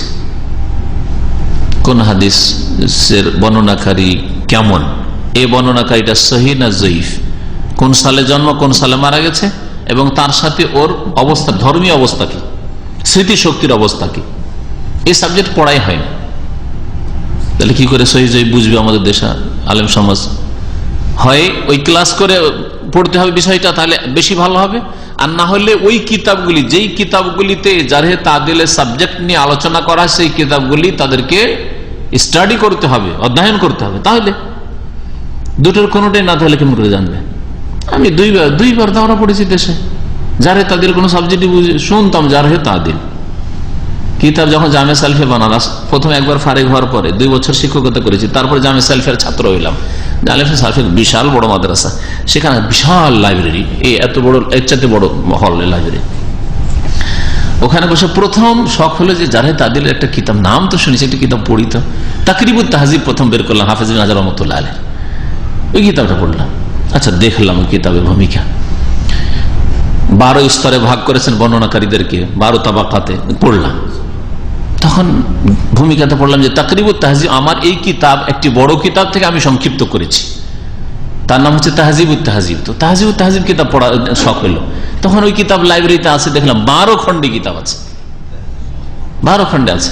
মদিনা ইউনিভার্সিটি আসার পরে ওই কিতাবগুলি পড়লাম ভালো করে, ওখানে দেখেছিলাম চোখে, একদিন 2 দিন নজরে, হয়তো অনেকে দেখেইনি চোখে সব কিতাব। এখানে এসে পড়লাম, কিতাবগুলি কিনলাম, নিয়ে গেলাম নিজেদের লাইব্রেরিতে, এখন আমাদের আছে। হ্যাঁ, এগুলি আছে আমাদের কাছে, পড়েছি বলে সামান্য কিছু জ্ঞান আছে হয়তো, বা চেষ্টা করা হচ্ছে, কিন্তু যাদের কাছে নেই তারা কি করে? আর যদি তারা কথাতে কম না হয়, এলেম থাকার না থাক কথাতে কম নাই, তাহলে তো আরো ফিতনা। তারপরে বর্ণনাকারীদের আর একটা সাবজেক্ট তারা আবিষ্কার করলেন, যেটা উসুল হাদিস, মুস্তালাহ হাদিসেরই একটা চ্যাপ্টার, মুস্তালাহ হাদিসের কিতাব শুক্রবার পড়ে এবং তাতে একটা আছে। সেটা হচ্ছে যে বর্ণনাকারী যে গ্রহণ করেছে যার কাছ থেকে, কিভাবে গ্রহণ করেছে, একজন অপরজন থেকে গ্রহণ করেছে এবং বর্ণনা করেছে, বর্ণনা করার পদ্ধতিটা কিরকম। বেশ বিভিন্ন ভাষা আছে, যেমন একটা ভাষা আমি অমুক থেকে শুনেছি, যদি বলেন আমি একজনের নাম বলেন জহিরের কাছ থেকে শুনেছি, তাহলে শোনা প্রমাণ হলো, তাই না? আরেকজন বলছে যে জহির বলেছে, দুটোতে পার্থক্য আছে না নেই? মহিব জহির থেকে বর্ণনা করছেন, ভাষা তিনটা হলো, কিন্তু একটা হচ্ছে মহিব জহির থেকে শুনেছে, তাহলে কানেক্টেড, শুনেছে, যদি মিথ্যা না বলি তাহলে, বা মিথ্যা না বলে তাহলে, রাইট, ঠিক না? সামে তো এ বলছে সামে তো মিন জাহির, শুনেছে। আর একটা হচ্ছে যে এ বলছে হাদাসানা জাহির, বর্ণনা করেছেন জহির, হ্যাঁ, জানিয়েছেন জহির, জহির থেকে বর্ণনা করছে। এর নিচের একজন রাবি বর্ণনাকারী বলছে যে মহিব জহির থেকে বর্ণনা করছে, জহির থেকে বর্ণনা করছে কিন্তু শুনে বর্ণনা করছে, নাকি মধ্যখানে কোনো গ্যাপ আর একজন আছে ওকে আউট করে জহির থেকে বর্ণনা করছে, এটা তো হইতে পারে।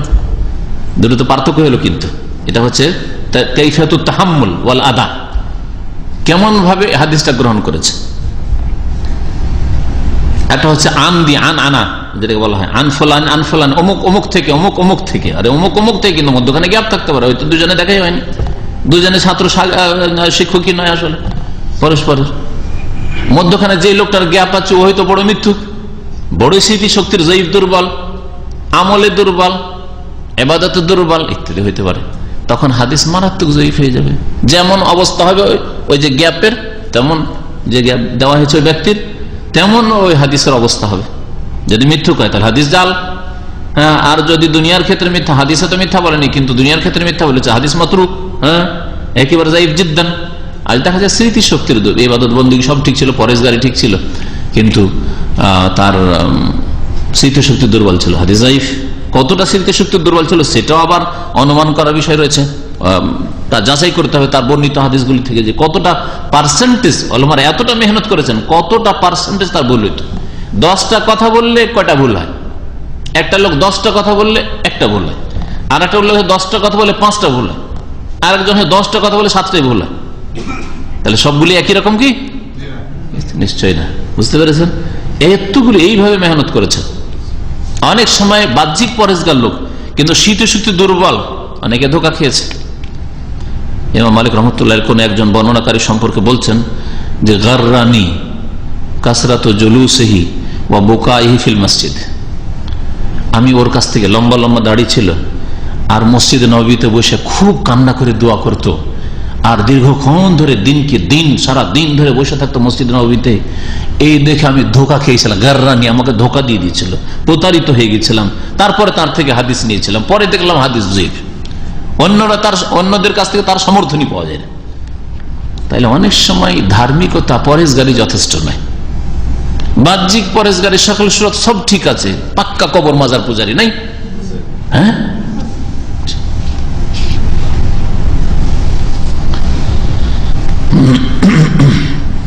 চতুর্থ মেহনত তাদের ছিল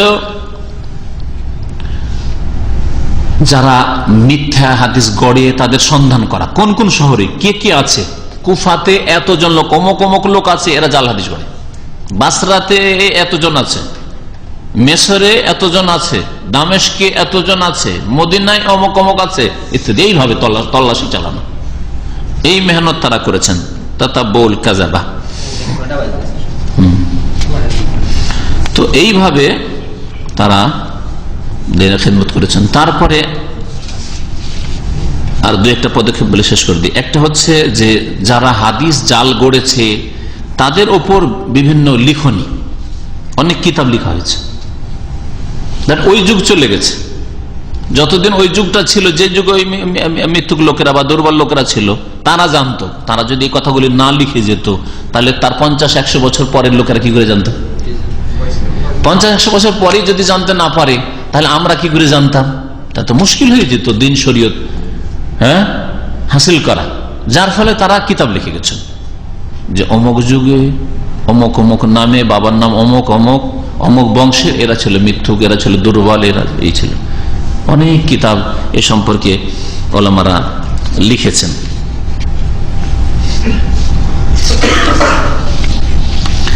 দু একটি কিতাবের নাম বললে বুঝতে পারবেন। যেমন ইমাম বুখারী রহমতুল্লাহ আলাইহি লিখেছেন আদ-দুআফা, দুর্বল, শুধু দুর্বলদের লিস্ট, দুর্বলদের জীবনী। ইমাম নাসাই লিখেছেন, আবু হাতিম লিখেছেন, ইমাম ইবনে হিব্বান লিখেছেন। তারপরে ইমাম ইবনে আদি তার একটি কিতাব কয়েক খণ্ডে রয়েছে, আল কামিল ফি আসমাইর রিজাল, আল কামিল ফি রিজাল, এই কিতাবগুলি লিখেছেন। তারপরে জীবনের ওপরে লিখেছেন, তারিখের ওপর, তারিখে কবির, তারিখ আওসা, তারিখে সাগির, এগুলো ইমাম বুখারীর কিতাব। ইমাম খতিব বাগদাদি রহমতুল্লাহ এত বড় কিতাব লিখলেন, অনেকগুলি খণ্ডে আছে। তারিখে বাগদাদ কিতাবের নাম, আপনাদের হয়তো নাম শুনেছেন। এই তারিখে বাগদাদ উনি শুধু হাদিসের বর্ণনাকারীদের জীবনী লেখেনি, বাগদাদ শহরে তার আগে যত লোক এসেছে, সে আলেম হোক, মুহাদ্দিস হোক, মুফাসসির হোক, কবি হোক, কোন নেতা হোক, সবার জীবনী লিখেছে। এই তারিখে বাগদাদে ইমাম আবু হানিফা রাহমাতুল্লাহ বিস্তারিত জীবনী আছে এবং ইমাম আবু হানিফা রাহমাতুল্লাহ আলাইহি সম্পর্কে পক্ষে বিপক্ষে যতগুলি মন্তব্য আছে সবচাইতে ডিটেইলস বিস্তারিত এই তারিখে বাগদাদে আছে। পড়েছি কিতাব, ছাপা কিতাব এগুলো। ইমাম যাহাবি তারপরে আসলেন পরের যুগে। ইমাম হাফিজ বিন হাজার রহমাতুল্লাহ, ইমাম যাহাবির কিতাব মিজানুল ইতিদাল, এরকম অনেক কিতাব লেখা হয়েছে তারিখের ওপর এবং বর্ণনাকারীদের মধ্যে বিশেষ করে দুর্বলদেরকে আলাদা করা, মিথ্যুকদেরকে আলাদা করা, এইরকম কিতাব লেখা। এ তো যারা জাল হাদিস গড়েছে বা দুর্বল তাদের জীবনীর ওপর, আর জাল হাদিসগুলির ওপর বিশেষ বিশেষ কিতাব লেখা হয়েছে, শুধু জাল হাদিস জমা করা হয়েছে। এই রকমের একটি কিতাবের নাম বলেন দেখি, প্রসিদ্ধ কিতাব যেটা। আল মওযুআত মানে তো জাল হাদিস সমূহ। এটা আজকের যুগে নাসিরুদ্দিন আলবানী তো আজকে না 10-20 বছর আগে, 30 বছর লিখলেন। ইমাম ইবনুল জাওজি রহমতুল্লাহ আলাইহি প্রসিদ্ধ বক্তা এবং আলেম ইমাম ছিলেন। তার কি আল মওদুআত, জাল হাদিসের শুধু সংকলন, শুধু জাল হাদিস, কয়েক খণ্ডে আছে ইমাম ইবনুল জাওজি রহমতুল্লাহ আলাইহি। এছাড়া অনেক কিতাব রয়েছে। ইমাম ইবনুল জাওজি রহমতুল্লাহ ইন্তেকাল হচ্ছে 597 হিজরিতে। ইমাম মুহাম্মদ বিন তাহির আল মাকদেসি তিনি 507 হিজরিতে, তার তাজকিরাতুল মওযুআত কিতাব রয়েছে। এইরকমই ইমাম সাগানির কিতাব রয়েছে, মওযুআতুস সাগানি। এরকম অনেক কিতাবই লেখা হয়েছে জাল জয়ীফের ওপর। জাল জয়ীফ ইমাম সয়ুতির ইন্তেকাল হচ্ছে 911 হিজরি। ইমাম সয়ুতির নাম শুনেছেন আমাদের, তাই না? কারণ ওনার কিতাব তাফসীর জালালাইন পড়ায় আমাদের দেশে, হানাফিরাও পড়ায়, সবাই পড়ায়, আহলে হাদিসরাও পড়ায়। ইমাম সয়ুতির অনেক কিতাবও রয়েছে, ভালো মন্দ সবই আছে ওতে। তো তার কিতাব আছে জাল জয়ীফের উপর, তিনিও জালের উপর একটা কিতাব, আল্লাহ আলিল মাসনুআ ফিল আহাদিসিল মওদুআ, আল্লাহ আলিল মাসনুআ ফিল আহাদিসিল মওদুআ।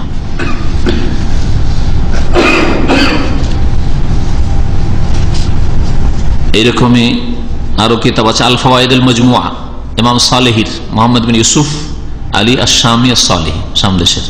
তানজিহুশ শরিয়াতুল মারফুআ এ ইবনে আররাক আল কেনানির, তার ইন্তেকাল 963 হিজরি। তাজকিরাতুল মওযুআত ভারতের একজন আলেমের লেখা, তার নাম হচ্ছে জামালউদ্দিন মুহাম্মদ বিন তাহের আল ফাতানি, গুজরাটের লোক ছিলেন, তার ইন্তেকাল 976 হিজরিতে। মওযুআত জাল হাদিসের উপর। জাল হাদিসে হানাফিদের একজন মুহাদ্দিস মোল্লা আলী কারি, শুনেছেন?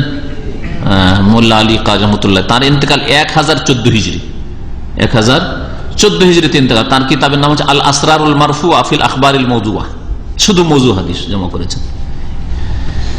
এইভাবে অনেক কিতাবই রয়েছে, সংক্ষেপ করি। ইমাম শাওকানির একটি কিতাব, ইয়ামান দেশের, 1250 হিজরিতে ইন্তেকাল ইমাম শাওকানির। ইমাম শাওকানি কিতাবের নাম হচ্ছে আল ফাওয়াইদুল মাজমুআ ফিল আহাদিসিল মওদুআ, বড় মুহাদ্দিস ছিলেন। আর শিয়া জাইদি ফিরকা থেকে তিনি হিদায়াত হয়ে সালাফি হয়েছিলেন। তার বংশধর সব শিয়া জাইদিয়া, শিয়াদের মধ্যে একটা জাইদি ফিরকা আছে, আর এমন দেশে এদের সংখ্যা অনেক বেশি। আল্লাহ পাক তাকে হিদায়াত করেছেন। ইমাম ভারতের ইনি আলেম আব্দুল হাই লখনবী, নাম শুনেছেন?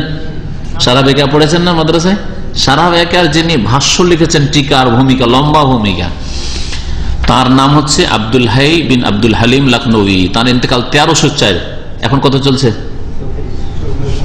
1434, 1304, হ্যাঁ 130 বছর আগে, বেশি দিন না। তার কিতাবের নাম হচ্ছে আল আসারুল মারফুআ ফিল আখবারিল মাউদুআ, মওযু হাদিসের উপর।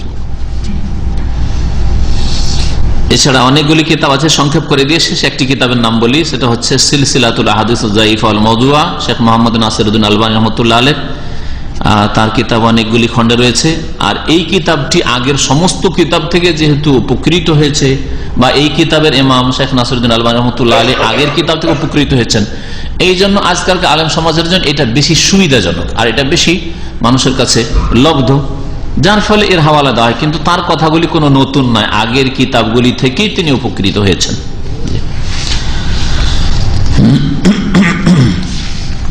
তো এইভাবে উলামায়ে কেরামরা দিনের খেদমত করেছেন, জাল জয়ীফ হাদিসকে আলাদা করেছেন। আর যারা এগুলি সম্পর্কে জানে তারা জাল জয়ীফ সহির মাঝে পার্থক্য করে। পক্ষান্তরে যেসব আলেম সমাজ, আমাদের সমাজের আলেম সমাজ, বক্তা সমাজ, কিন্তু এইসব কিতাবের হদিসও তাদের কাছে নেই, আর এই সম্পর্কে তেমন নলেজও নেই। সুতরাং জাল জয়ীফ আবার কি হবে? রসুলের হাদিস আবার জয়ীফ কে হয়? হ্যাঁ, নবীর হাদিস আবার জয়ীফ কিসের হয়, জাল কিসের হয়? সব হাদিস। জি, আল্লাহ পাক যেন সকলকে হেদায়েত দান করেন, আর আমাদেরকে যেন আল্লাহ পাক সহি হাদিস মোতাবেক কোরআন কারীমের আলোকে এবং নবী সাল্লাল্লাহু আলাইহি সাল্লাম থেকে প্রমাণিত হাদিসের আলোকে জীবন যাপনের তৌফিক দান করেন। আর একটা গোমরা ফিরকা রয়েছে পক্ষান্তরে, শুধু কোরআন মানবো, হাদিস মানবো না। কারণ হাদিসে এত যখন জাল জয়ীফ ঢুকেছে, কোনটাই বা ঠিক কোনটাই বা ভুল, এতগুলি খিদমতকে সব উপেক্ষা করে আহলে কোরআন হয়ে গুমরা হলো, কোরআন মানবো, হাদিস মানবো না। আমার কাছে এক লোক বাংলাদেশ থেকে, বাংলাদেশে ফিতনা ছড়িয়ে পড়েছে। প্রথমে ফিতনা জন্মেছে পাকিস্তান থেকে, ভারতে গেছে, আর বাংলাদেশে গিয়েছে। আহলে কোরআন এদেরকে বলা হয়, কোরআনী।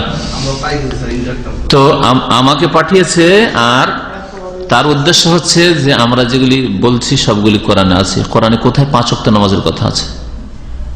আর জোহরে 4 রাকাত নামাজের কথা কোথায় আছে? জোহরে যদি 4 রাকাত না পড়ে কেউ 2 পড়ে, আমি তো হাদিস মানি না। হাদিস মানে আর মন গড়া কথা মানে। আমার কাছে সময় হলে ইনশাআল্লাহ ওদের ওই যা পাঠিয়েছে ওদের পত্রিকা থেকে ফটোকপি করে ওটাকে সামনে রেখে ওদের খণ্ডন করব। আল্লাহ পাক সব গুমরাহদেরকে হেদায়েত করেন। যারা সহিহ হাদিস অস্বীকার করে তারা মুসলিম নয়, মনে রাখবেন, গুমরাহ। আর যারা সহিহ জাল জয়ীফের কোনো পার্থক্যই করে না, জানেই না পার্থক্য, অথবা জানার চেষ্টা করেন না, তারাও গুমরাহ। জেনে শুনে যদি করে তো বড় গুমরাহ, আর না জেনে যদি করে অবশ্যই গুমরাহ। আর জানার সুযোগ সুবিধা তাদের ছিল কিনা আল্লাহ পাক ভালো জানেন, এবং আল্লাহ পাক ওইভাবে হিসাব নেবেন। আল্লাহ যেন আমাদের গুনাহ খাতা মাফ করেন এবং কোরআন সুন্নাহ মোতাবেক জীবনযাপনের তৌফিক দান করেন। নবী করিম সাল্লাল্লাহু আলাইহি ওয়াসাল্লাম যে বলেছেন 2টো জিনিস ছেড়ে গেলাম, বলেছেন একটা জিনিস ছেড়ে গেলাম, কোরআন শুধু। তাহলে কোরআন শুধু, কোরআন মানে হাদিস মানে না, তাহলে গুমরাহ না? এখানেই তো গুমরাহ। তারাকতু ফিকুম আমরাইন, তোমাদের জন্য 2টো জিনিস ছেড়ে গেলাম। আমরাইন, 2টো। লাম তাযিল্লু মা তামাসসাকতুম বিহিমা, যতদিন পর্যন্ত তোমরা ওই 2টোকে মজবুত করে ধরে থাকবে ততদিন গুমরাহ হবে না। তাহলে বোঝা গেল যে 2টোর একটাকে কেউ যদি ধরে থাকে তাহলে গুমরাহ। সুতরাং আহলে কোরআন হচ্ছে গুমরাহ।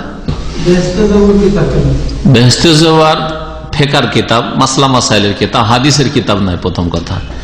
আর তাতে সহিহ আছে, জয়ীফও আছে, জালও আছে, উদ্ভট কথাবার্তা আছে, আর আকীদা বিরোধী, সহিহ আকীদা বিরোধী কথা আছে। জি, বেহেশতে যাওয়ার উপর বক্তব্য করা প্রয়োজন, কারণ বেহেশতে যাওয়ার একটা মুকদ্দাস পবিত্র কিতাব আমাদের দেশে।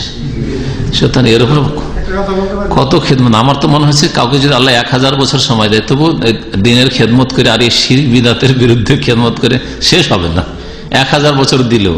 আর আমাদের বুঝতে পারছেন বয়স, এই দুর্বল যুগে 50 আস্তে আস্তে অবস্থা খারাপ। আল্লাহ মুস্তাআন। প্রতিদিন 8-20 টাকা মুখস্থ করায়। আমি বলছি যে এই কিতাবটা পড়ায় না, আমার মেয়েকে এই কিতাবের সময় কোরআন করাইবে, আর উর্দু কি পাইলে কিতাবের সময় আরবি গ্রামার করাইবে। কোরআন কি আপনি দেশ থেকে বাংলাদেশে চলবো না। সাল্লাল্লাহু আলাইহি ওয়া সাল্লাম।